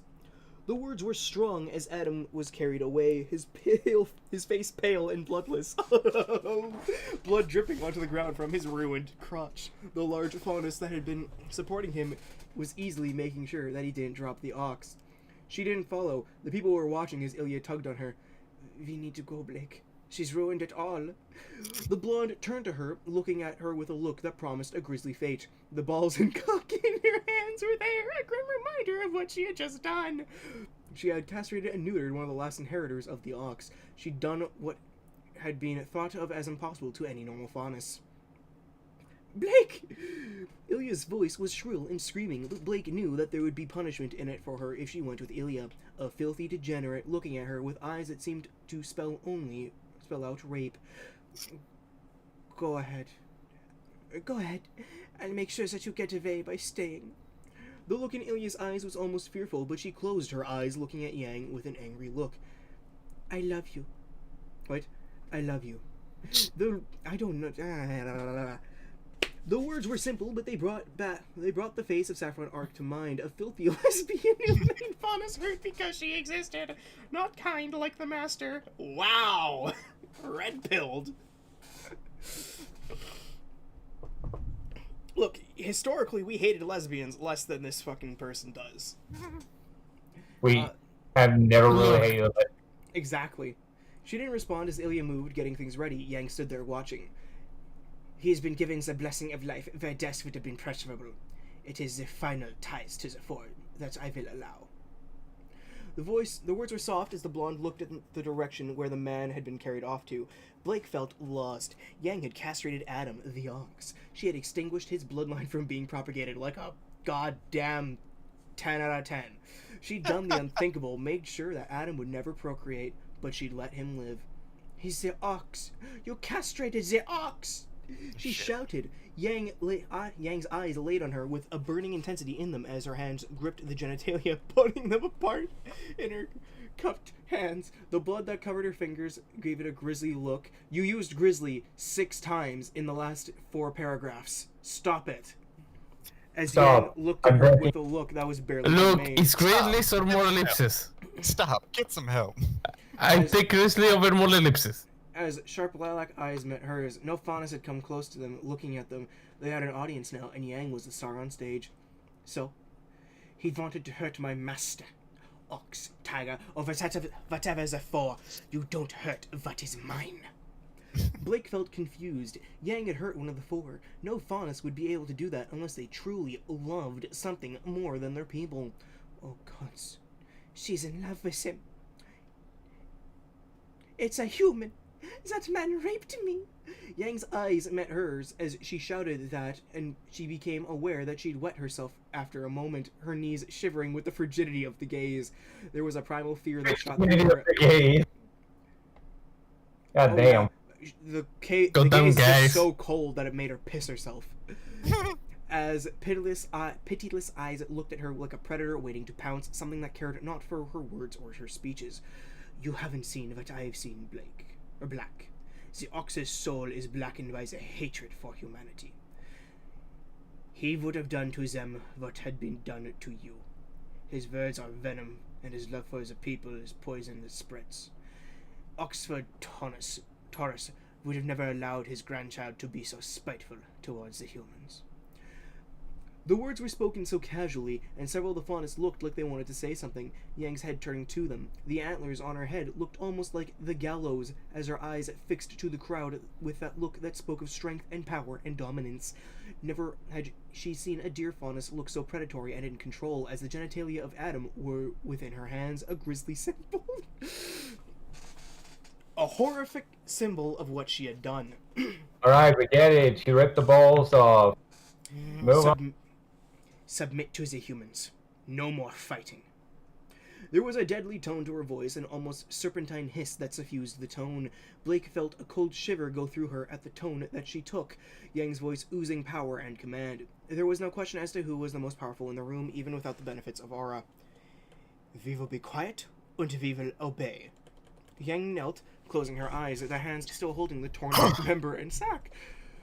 The faunus slowly settled down too. Blake was aware that Yang had taken the typical position for those who had been in the presence of someone of higher ranking, but Yang had just blown everything out the water with her actions.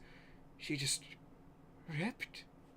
The sound of boots on the ground was enough, and Blake could see the humans come in, their weapons already drawn, a set of rifles that looked like they'd be able to put a good few holes into most things, the special dust cartridges loaded for whatever type of extermination they'd want. Yang's eyes opened as she looked at them, and then got up, bowing in the way of the humans. I am a Yang, faunus afadak, woodalik tase me mista. Yang's voice was garbled and mangled, but several of the humans lowered their weapons. Oh, we've got a major domo here, guys. Let her pass. Yang's head turned to her before she motioned for her to get up. Blake followed the order as she looked at the blonde, whose horns stood proudly. She followed after as the officers of the Faunus Management Bureau started to restore order. Yang's outfit was stained with blood, but the faunus carried herself with grace of a dancer, her steps light and without any real contact to the ground, her eyes barely shifting within her hands. She held the torn-off member of the ox, a trophy to offer to their owner, and the man who owned her collar. She watched the door in front of them, the officer that had come with them, looking at them with what might have been a look of odd disgust, the knocking on the door rousing someone from within. The door opened, and the short sister of the master appeared, her cap on her head, her hair loose now. A shiver of fear came from her as a savage look entered those eyes. Good pets.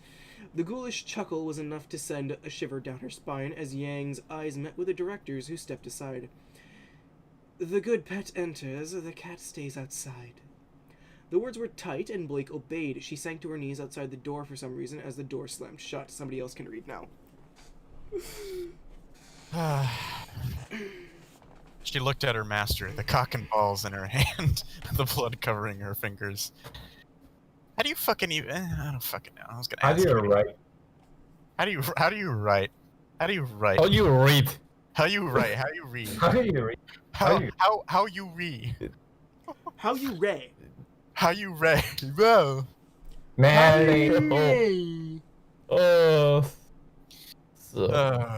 It was for her. It was for her. It was for him that she had done this, had gone and castrated the man who would have done the world a disservice with his words and deeds. She was Yang Xiaolong, who would stand with the man that she loved. It was such a simple little thing. Oh wait, we're not done yet? Holy shit. No. Nope. Oi. Such a simple little thing that had made her act, that had made her judge the man as unfit to breed. To end a line was to commit an offense against the progenitor of that line, but she was beyond caring for such things. Her man could hurt her, he could torment her, and he could punish her, but she would gladly go to the freedom that he would offer her. Okay. I love you. The words were simple, but she could see the look in his eyes. He was afraid. He was disgusted, and he was not happy. Oh yeah, if your fucking girlfriend came in with a fucking severed dick and balls in her hands, I'd be fucking freaked I'd be out. spooked too. Oh, I wouldn't be happy either. Kids would probably get to... Adolf Schmidtle's house fonts. I thought you were gonna say Adolf Schmittler's House of Horrors or something, but okay. The moment that she... What'd you say? Can't have anything is fucking place. Yeah. The moment that she'd heard the cat communicate with the ox had been the decision-making time, so she did fucking understand what you were trying to say to him, Blake, you dumb motherfucker. She could have stayed with the master and kept him safe, but it would damn the cat to death if the cat didn't escape. For you, my bright light, I will make sure that you have nothing but the sweetest of times. It was stupid. It was childish and immature, but it was something that she knew very well. As the door was shut and she felt the touch of a gloved hand on her neck, she automatically knelt. The collar around her neck was like a weight, as the fingers that had been covered in gloved stroked over her shoulder. Fucking great sentence there. I don't fucking know. Hold on. They have it covered in globus. That had been covered in glove. I think Covered in comma. Glove stroke. Yeah, hold up. I'm bringing the fucking thing up on my own goddamn thing because the resolution of the Kitty streaming is giving me a headache. Right. No offense, Kitty. It's giving me a fucking Yeah, headache. it's Discord being retarded. I know. It's not your fault. I could pay for It's Nitro what it is. and do 1080p, but I don't want to. Kept him safe. The sweetest of times. An impressive statement. Rather slavery than death. There was a softness to the woman's tone, and Yang eyes watched those cold blue eyes. The facial features similar to Mistress Saffron, her eyes unflinching as the finger... Eyes 3 times in a row, as the fingers traced through her hair. A bold statement, too. There was a tension in the voice as her head was tugged back, looking at the woman's face. I would not deny it. He is my master. Servitude and slavery are better than death. The words were truthful, as they would still have a life to have, but their life short and snuffed swiftly long, and with pain they still... Fuck it. The power within the Faunus Management Bureau was something that she could not deny. The people who decided management decisions on the number of slaves that one could have, regulating the people who bore the collar of a household, or those of mere slave serfs who toiled on the fields, were here. And here you are, a traitor to your own species. Is it worth it, unmaking the ox that you seem to hold so dear? Yes, it is worth everything. Yes, it is worth everything to me to make him feel happy. She nodded. The man had been a disease. Things were still tolerable. She still had her life, her tongue. She had clothing, and she had a man who set her blood ablaze with happiness. For that happiness, she would fight, even if he came to hate her. I have studied the Faunus a lot, girl. The cool tone of the voice that the woman busied as she saw Mistress Argent look at her. The 4 that you speak of, all have some measure to ensure that there is a rule for the people. In accordance to whatever backwards rights you have, they speak and they make acts. It was their right. The ox to speak, the tiger to follow to war. The turtle had been the one snipped at the base, with that line ending. It was the right of the strong, of the ones who could make the decisions. Ao Guang had been the last of the 4, the one whose line bore no fruit. That is true, she could not deny it. The woman's cool smile was there, as something in those eyes changed. Adam Taurus was a man who would fight for his people, a misbegotten mongrel race, your kind.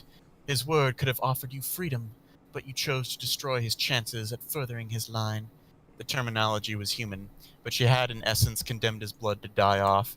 Where there had once been 4, there was now only 1, the tiger. Cammy, let me...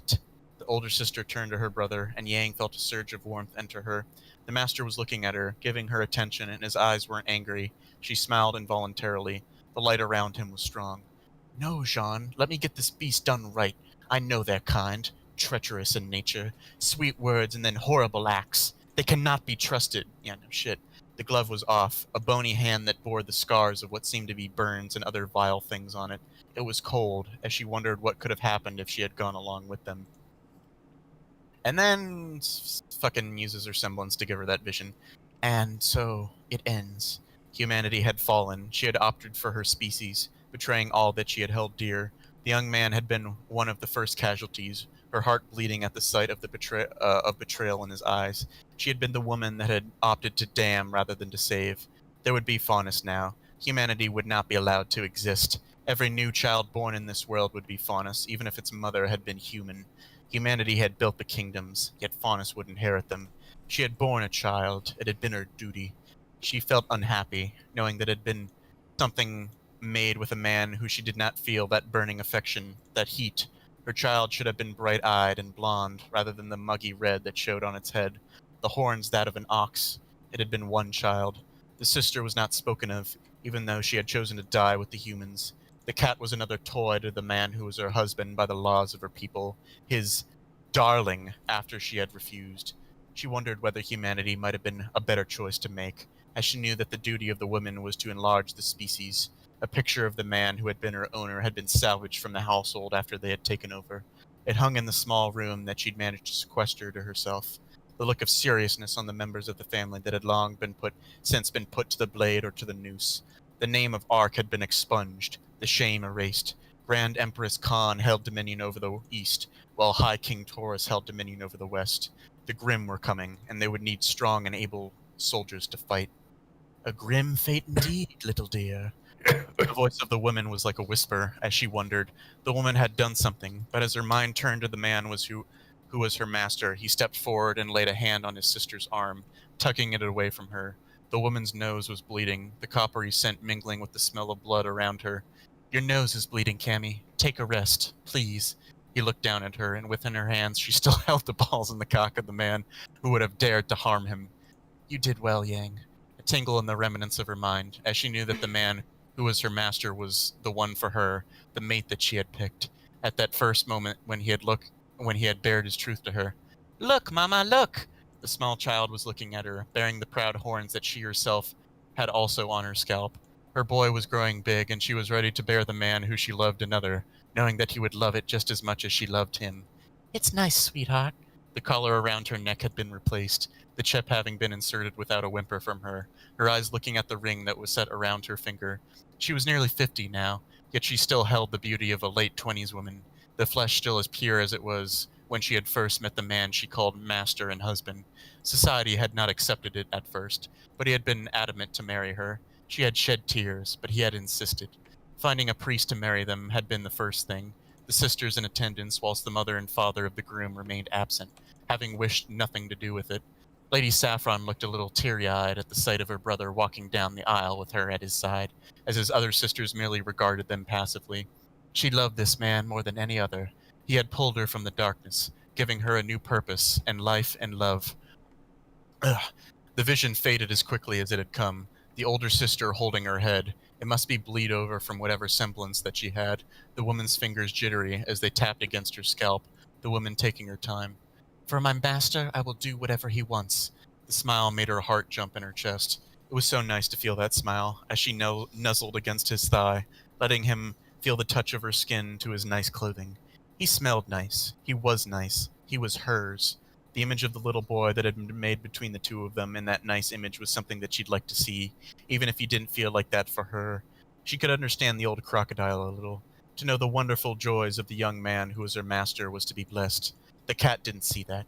Blake never saw further than her own revolution. Life was good when you weren't raped, beaten, or mutilated for not making the quota. Jesus. And Blake, did she act out? Her thoughts turned to Blake as the darkness inside her mind gathered. The cat was an issue, and it is as it must be, Blake. The crack of the neck as she tore the head straight off the shoulders of the beast that dared to strike the man that she had owned everything to, knowing that the mistress would be unkind, her eyes looking at the man who owned her collar, who had been the focus of her desire. Master, I apologize for the mess. A sigh coming from his lips, as his head lowered, his eyes closing for an instant, as the body dropped and the head was tossed aside. She padded over to him like a lazy cat would, pushing herself into his warmth. He was hers, and she would not let anyone else to dare to harm him. The cat had been a bad cat, and there was only the master and herself. He needed someone who had the skills to love him, rather than someone adrift on the thought that she should be a bad slave and deny the master. Yang saw it, but Blake had not. The master grew somewhat colder, but his marriage survived. The Rose woman was cool to her, but it was hardly a problem. The moments that the master shared with her made everything bearable. Thoughts of the crocodile faunus occasionally rose, Yang deciding that she would protect the master's children, even if she did not have the blessing of children. He was the man that she loved, after all. Lady Camilla looked a little out of it, as the specter of the faint vision disappeared.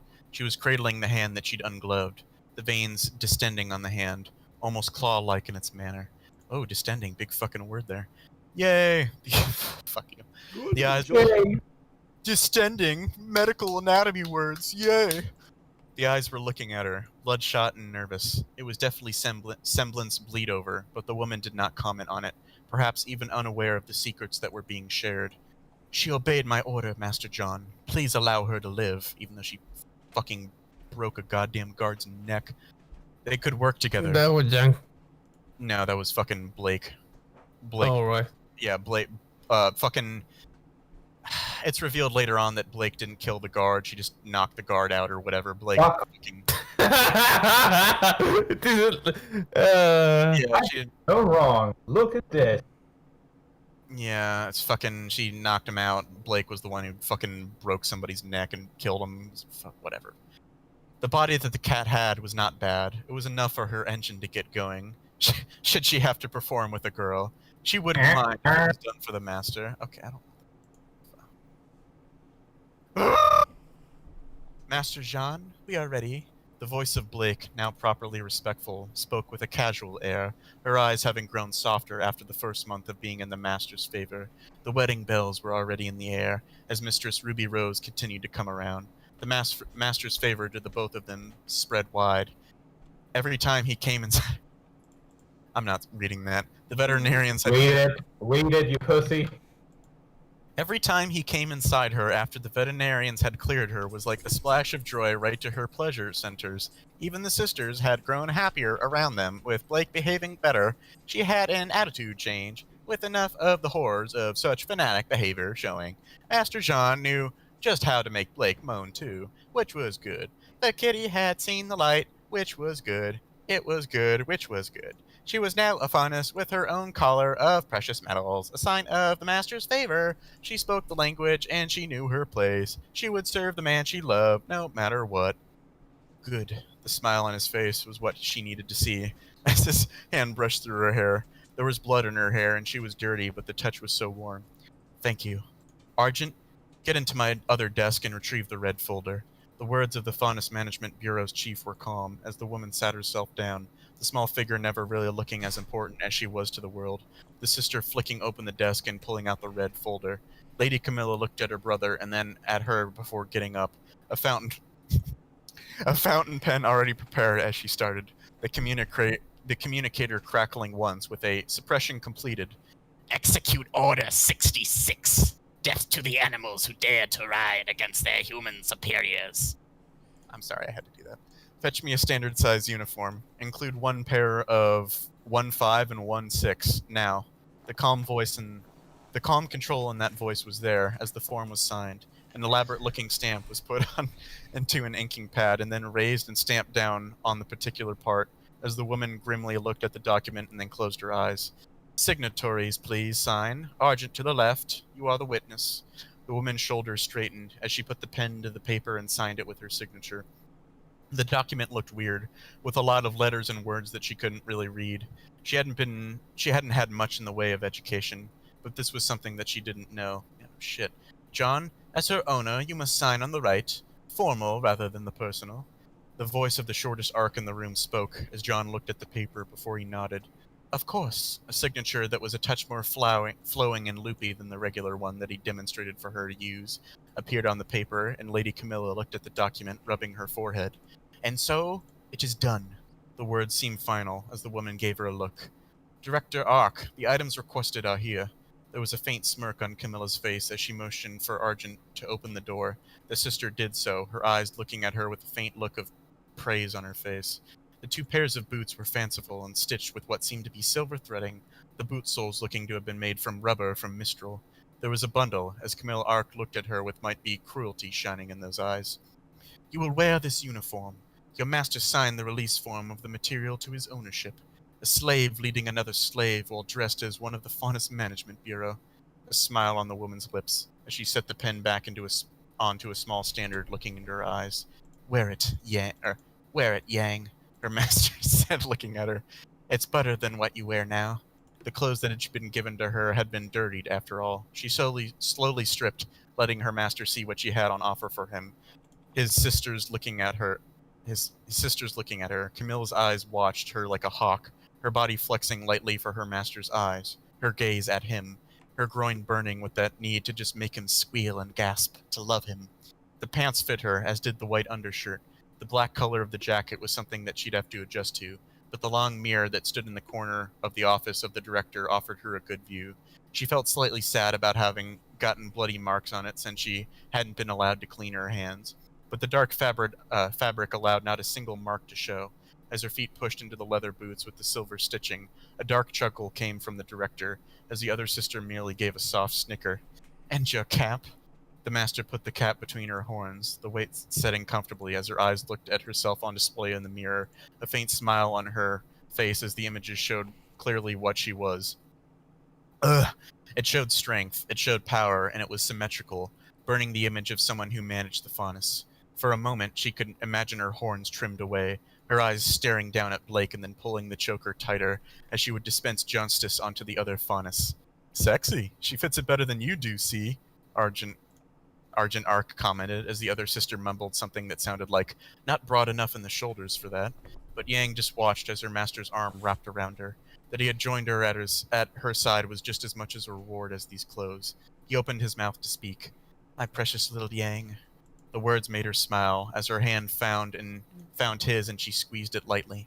The reflection showed her smile broadening as she looked at the man who owned her, the clothing being a mere accessory to the truth of the world. "Does the master want his personal faunus management officer to make the little cat obey?" Her voice was laden with the desire, that feeling inside her chest bumping and pulsing. Her eyes noticed a set of white gloves mixed with some black ones. She supposed that those were for the times when there was a formal event, and one for when there would be blood. Black didn't show blood very well, she knew. "Oh, perhaps." She could smell his scent. She could see the bulge in his pants, and she felt sexy. "Perhaps I will need to show the big bag faunus officer why she's my little Yang." "That pussy of hers was wetter than the ocean now. The man she loved desired her. He wanted her." "Master, that's an awfully intimate thing, you know. I think..." Her fingers traced over his chest. She loved the warmth that he had. Those blue eyes just giving her that heat in her loins, like a furnace. Like a calmness of the flame in the winter morning of her life. I think I need to be given an opportunity to prove myself a fit candidate for being your personal faunus officer. As amusing as this flirting is, and as amusing as the play-by-play is, do not forget that you are a slave, faunus.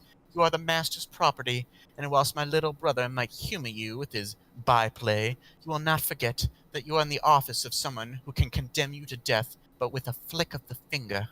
The voice of Camilla Ark cut through the mood like a band orchestra did through a perfectly quiet meadow. She looked down, her head lowering. She was a slave. She could never love the man formally, nor would she be allowed to say it. The only reason that she had gotten away with it had been his closeness and his own initiation. She was just a slave, and after all, happy dreams and visions aside, she would never be able to birth a cute little baby for the master as his wife. "She's a good pet, Cammy. I like her. She's better than Saffron's animal." The terminology made her realize that she had his favor, as his hand grabbed her butt. A smile blossomed on his cheek. "Right, Yang. Whatever you say, Master Jean." He smiled at her. Whatever you say, man. Oh, God, my voice hurts. He smiled at her. That terminal weakness in her stomach, what she now identified as love, started up again. "I am your slave, your whore, whatever you desire me to be." "Just as you should be." Camilla's voice came from somewhere else, but she looked into her master's eyes. He smiled a little broader and leaned to her, his fingers squeezing tightly once more to her hand. "You're a good girl," she was. The man she liked had praised her. She was a good faunus. "Cammy, do you want to come home with us? I think you've earned a little break." The sister looked pensive before nodding. Sorry, guys. It's all good. Yeah. This doesn't deserve the respect. No. Yeah, for going this long without... Yeah, I need some water after this again. "Yeah, you just want to show off your approved faunus pet to the others, don't you?" The smirk on her face as she got up slowly. "Sure, I better bring along something nice for Saffron.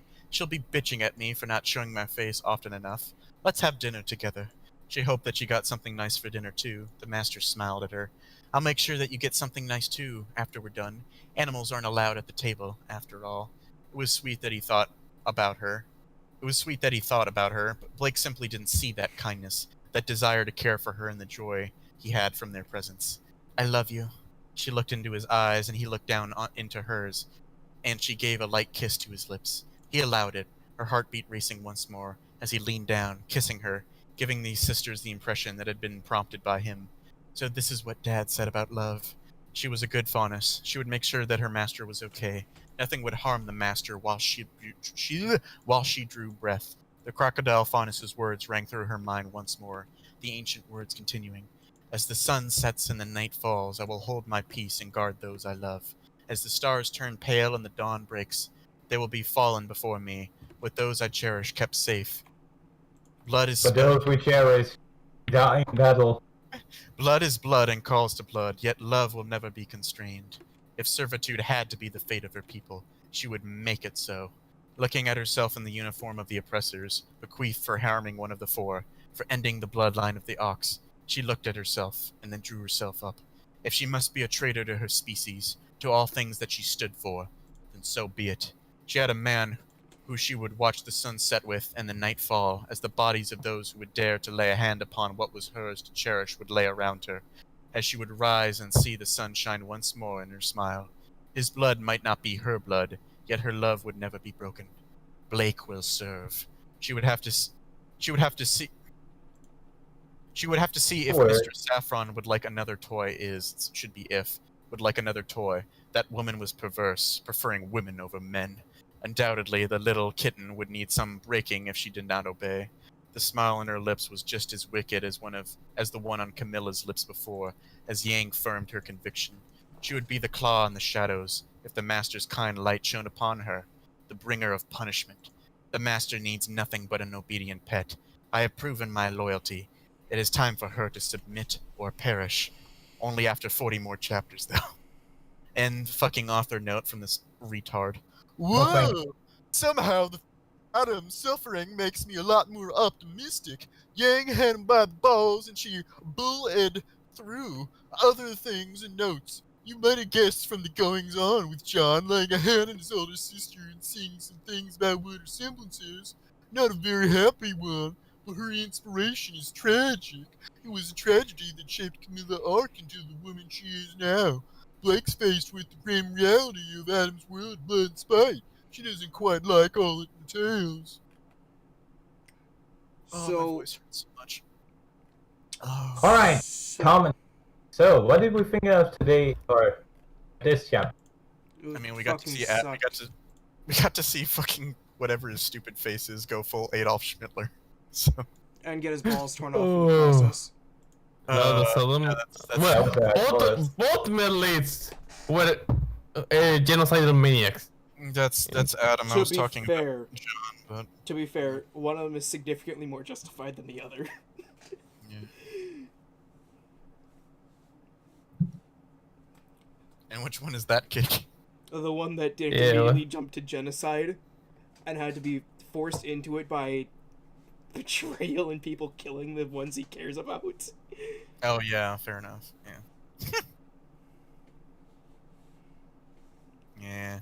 Also what he like I said, also what he did was kind of merciful. What Adam did, I'm sure he just made them all suffer before all the humans died or whatever. Yeah, Jean Arc at least made, gas chambers and did it quick. As quick as you could. Efficient. Yeah. It was a conveyor belt into a volcano. I mean, what? You see, it was the Holocauster. The Holocaust roller coaster coming to your local theme park now. Oh my god. So the whole bullshit with college from what's actually going on future vision was a fucking waste of. Wow, you're cutting out every 2 seconds. You're cutting out really bad. But yeah, it was a waste of time, and it added fucking nothing to the story. It was a lot of bloat that didn't need to be there. Yeah. Can you guys hear me now? Yeah. It's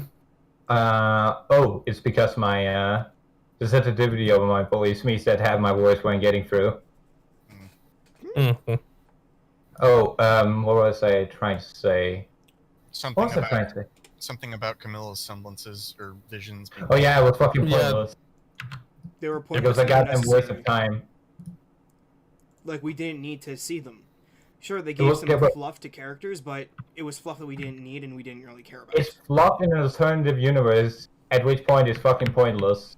I was gonna say, at the most, the only thing we really needed to see, maybe, I fucking stress that word maybe is fucking her getting the shit raped out of her when she's probably like 7, because that gives us understanding of why she fucking despises them so much. Ironically, that's the first time there's been any kind of proper characterization and justification for any of this shit that they've for why done. she gets them. Yeah. And it's in a world that doesn't happen. Again, this is why I don't like Elseworld stories for references in terms of characterization. Because it's not real characterization. It's just a what if. Well, sometimes you can have... Sometimes they're based on... Oh, God. I was gonna say that vision of her getting raped wasn't a what if. That was like the only vision or whatever that was like actually happened to her. So.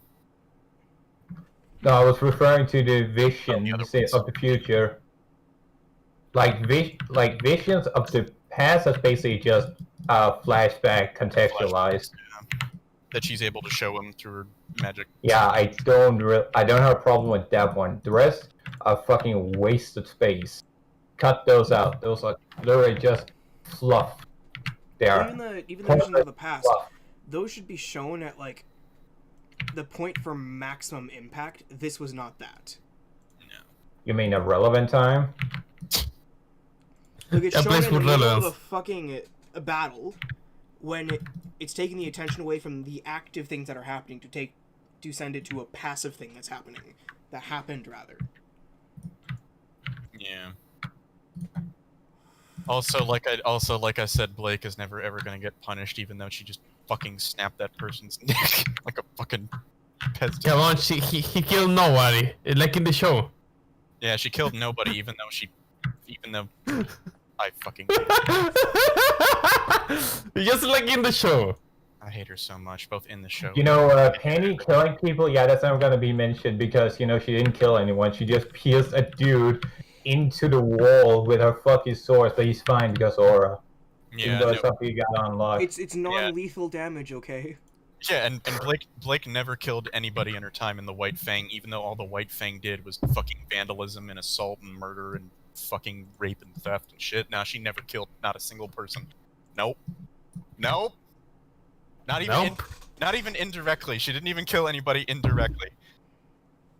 Yeah, that should help to kill nobody. Yeah, hey Blake, you know that medicine you stole for all the faunus? Guess what? Fucking a bunch of humans died over there because it got stolen. Nope, not my fault. I didn't do it. Come on, they just need to make more, okay? It's not my fault. In the greedy capitalist, I don't give the medicine to the little faunus, okay? Yeah, the filthy fucking capitalists. You think humans are being Oh, racist sorry. for a reason? Let's be fair. Capitalism doesn't exist in this fucking universe. Yeah. Local control systems of any kind? Yeah, those don't exist there, boy. No, nor does the military, nor does the police, evidently, except for 2 people, apparently. What else? No military, no police. We never see any fucking emergency services either in general, so I'm assuming there's no fire fucking medical services. No counterterrorism units. No fucking leaders council that we ever see. There's no fucking council, apparently. There is a mention of a council. The councils are fucking mentioned, but apparently the council consists of like 3 people, which... Why would... There is also the... Well, the government also has the monopoly on the slave trade. Why the fuck? And I assume the rest of the industries because they're the same people. Why the fuck would an entire kingdom be ruled by a council of like 3 or 4 people? What fucking democracy? Constitutional thing is that? That's an oligarchy. It's an oligarchy. Yeah. It's an elective dictatorship. It's a fucking selective democratic oligarchy. I don't know if those 2 things go together. Well, an oligarchy is theoretically democracy, but it's ruled by a small number of wealthy people.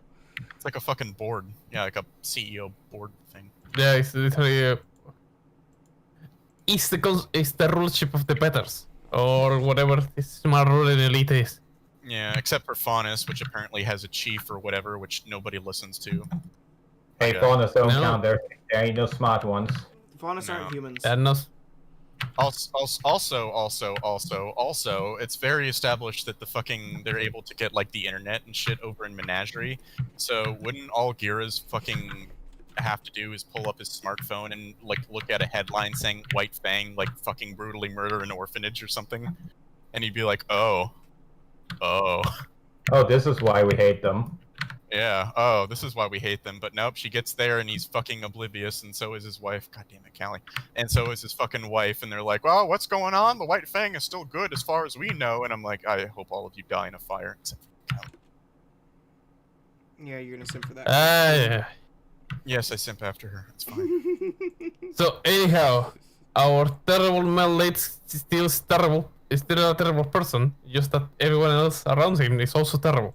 In fact, they're even worse. Yeah, but he's still not sympathetic. So fuck him.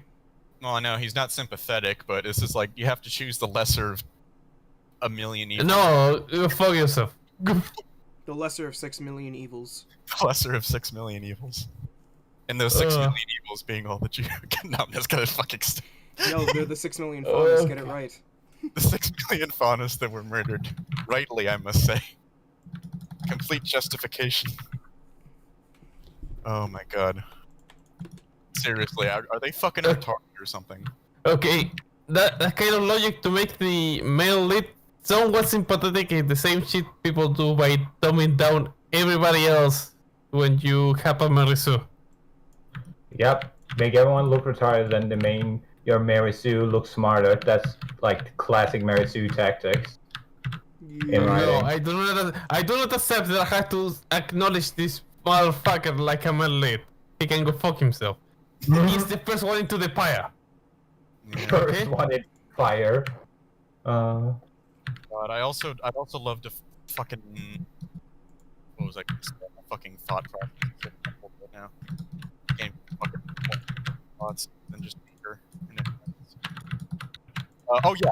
Also, if the fucking fauna wanna like rebel and free themselves or whatever, which I get, other than the whole side of humanity and thing that I don't agree with. But if the faunas want to fucking rebel and like be free and go live off and jerk off in the fucking wilderness or whatever, cool. But why are you actively trying to fucking get yourselves killed at every single possible opportunity?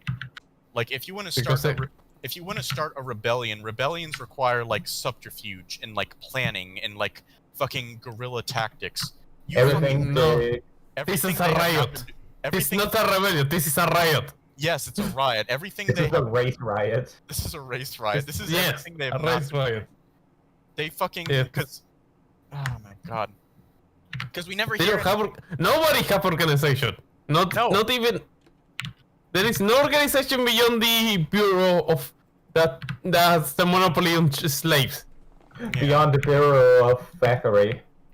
Also, those two, another fucking plot hole, those two guards or whatever that were like in Adam's cell at the beginning, they would have known that he was the Ox and he could command like Faunus with his voice, right? They would not allow that. Yeah, so why the fuck would those two guards allow two other Faunus to be put in the room with him? Don't think about it. Be quiet, Don't bigot. think about it. Don't think about it. Don't fucking think about it. Don't think about it. Just Also, don't think about it, bigot. Fucking bigot.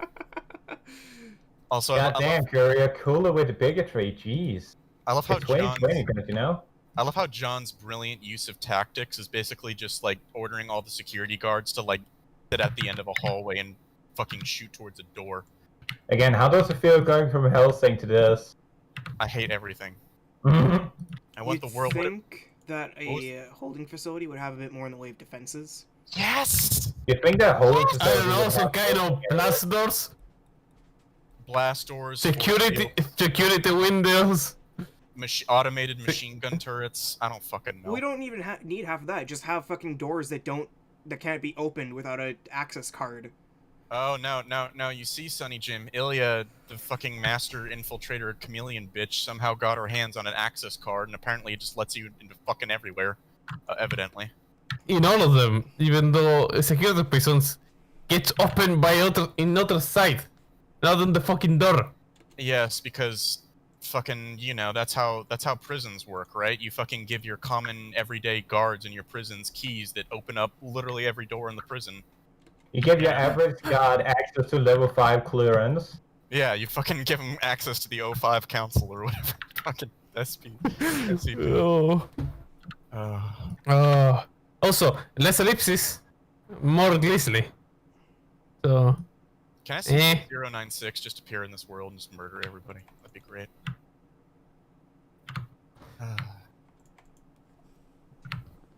Fuck. Anybody Yeah, else this is got... why I have.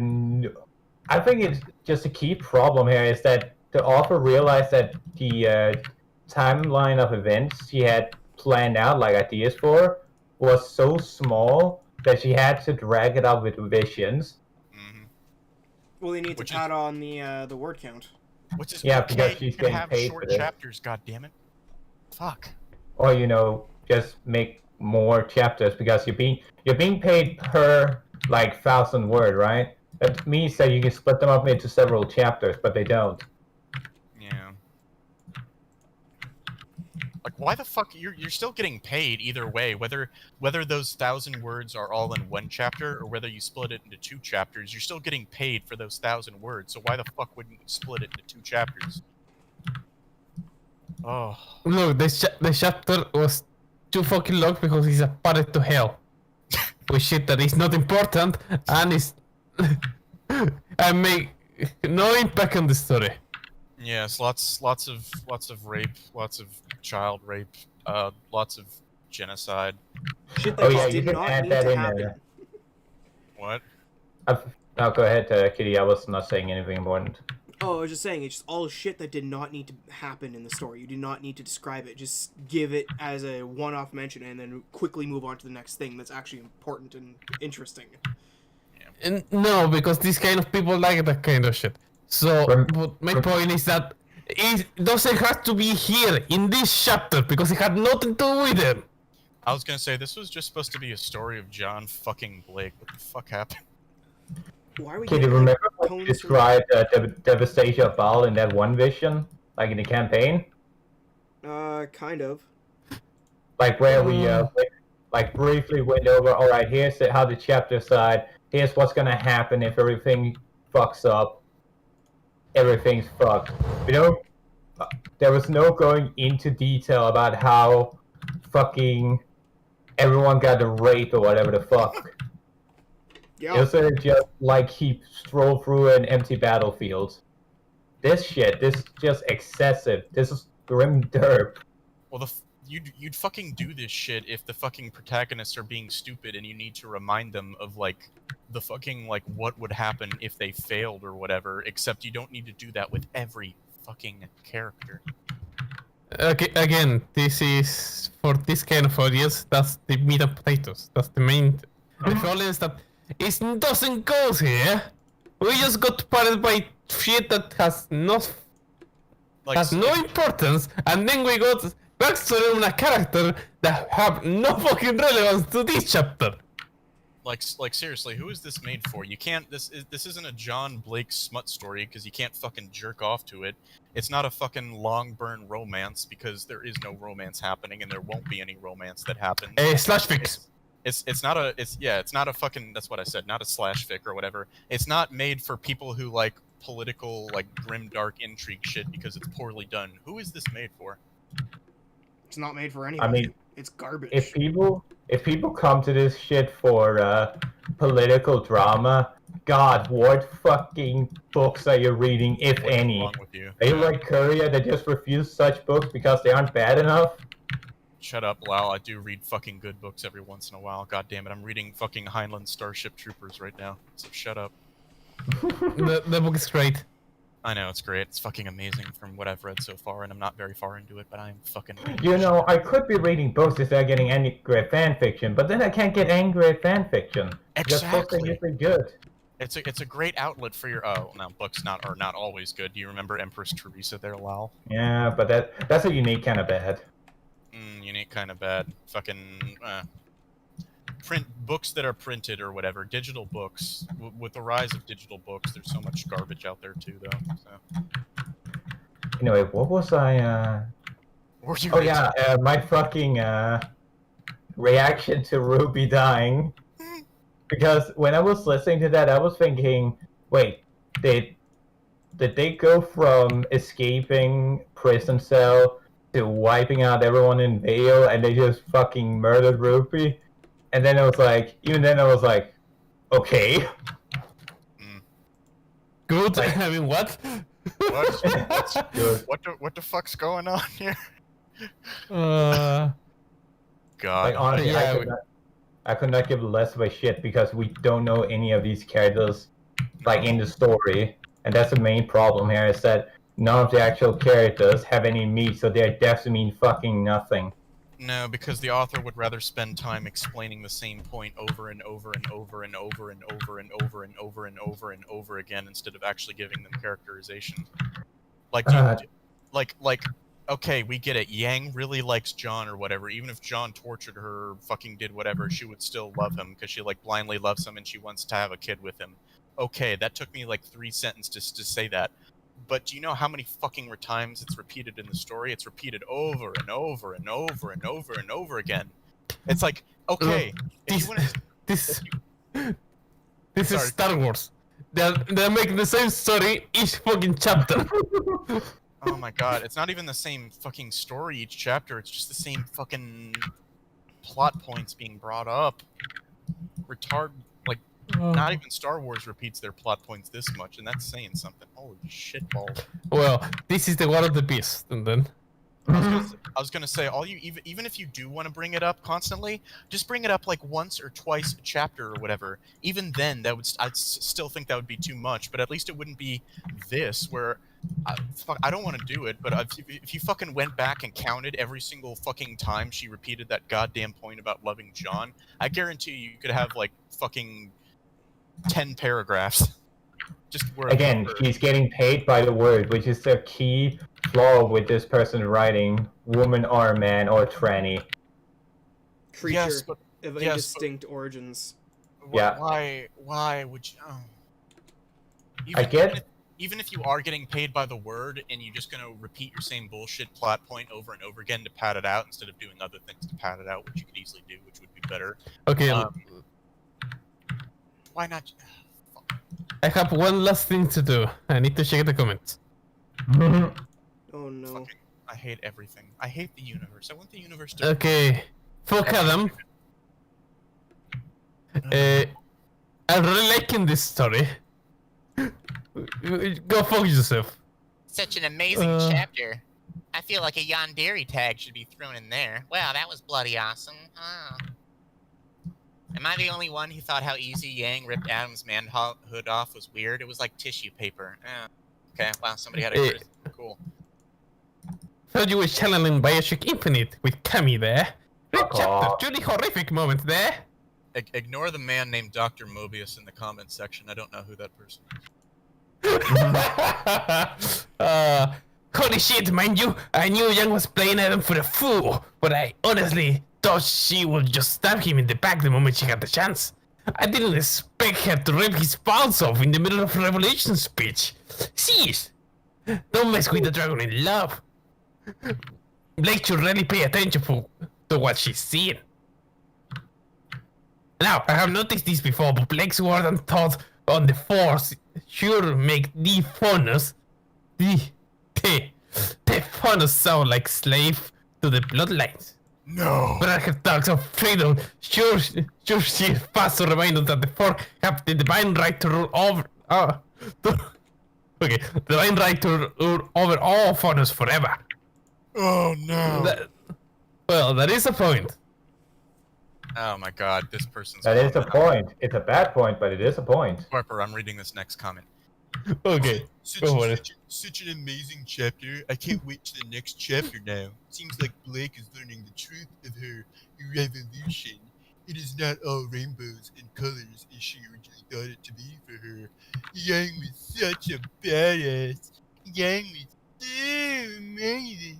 She was doing this all for her man. I love John and Yang together.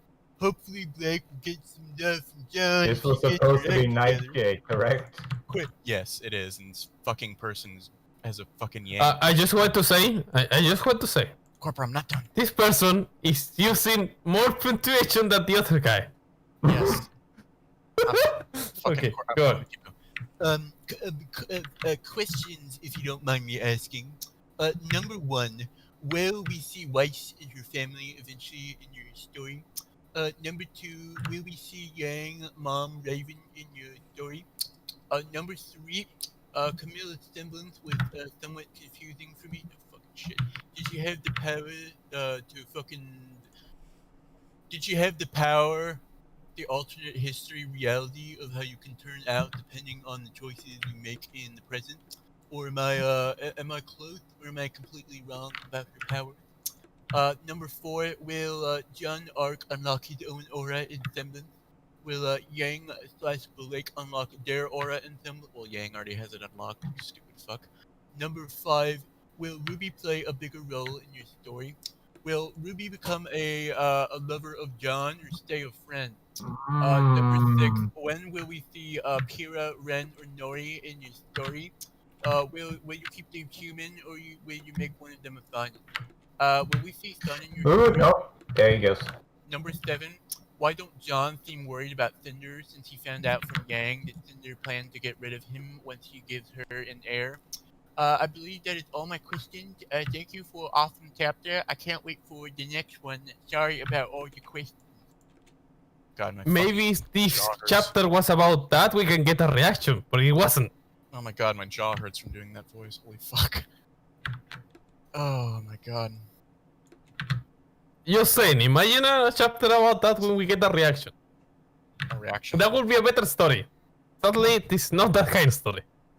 Imagine a chapter that was actually good. I love this guy's comment. Yeah, I'm gonna find something else to read now. This is just nasty through and through. No Spartacus storyline in here. Nope. Just a support for slavery and little else beyond fetishizing it. And then an amazing man who's clearly a beautiful intellectual named Dr. Mobius replies, I'm surprised you stuck with it for this long. Yeah, and then he replies, yeah, I just kind of kept pushing through, expecting some turnaround where all this would have been a build-up for the oh-so-delicious destruction and vengeance on the bastards. Like how Spartacus shows us so much of the same in the first season, so you feel the viciousness and justice of it. And These people have way too high expectations for retards. Yeah, and then the fucking beautiful Dr. Mobius says, I never watched it personally, but that sounds pretty interesting. I guess everyone enjoys their own shit. Okay. Oh, So God, you enjoy your self-insert? Because that's likely you, I- isn't it? I was gonna say, that's Well, totally like- not me. I don't know who Dr. Mobius is. Mm-mm. Nope.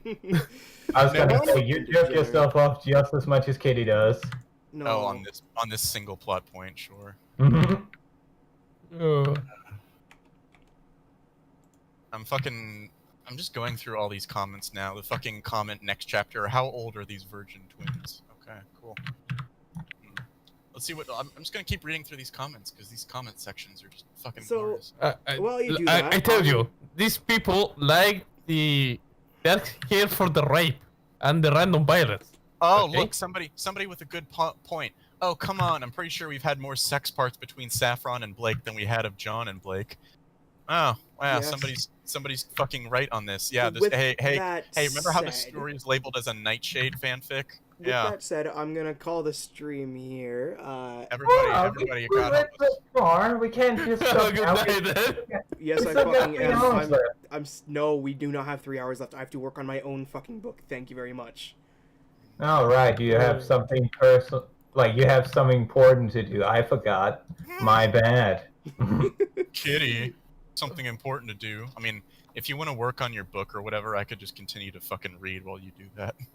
Yeah, but then I No, need to let's- use myself. Yeah. Let's finish this here. You can't focus. We shoot the shit later. Yeah, you can't But yes, focus. I'm You stopping can't this focus. now so I can focus on my work. Talk to you you guys can't later. focus while listening to something retarded. That's No, Mhm. the problem is that it's retarded. sad.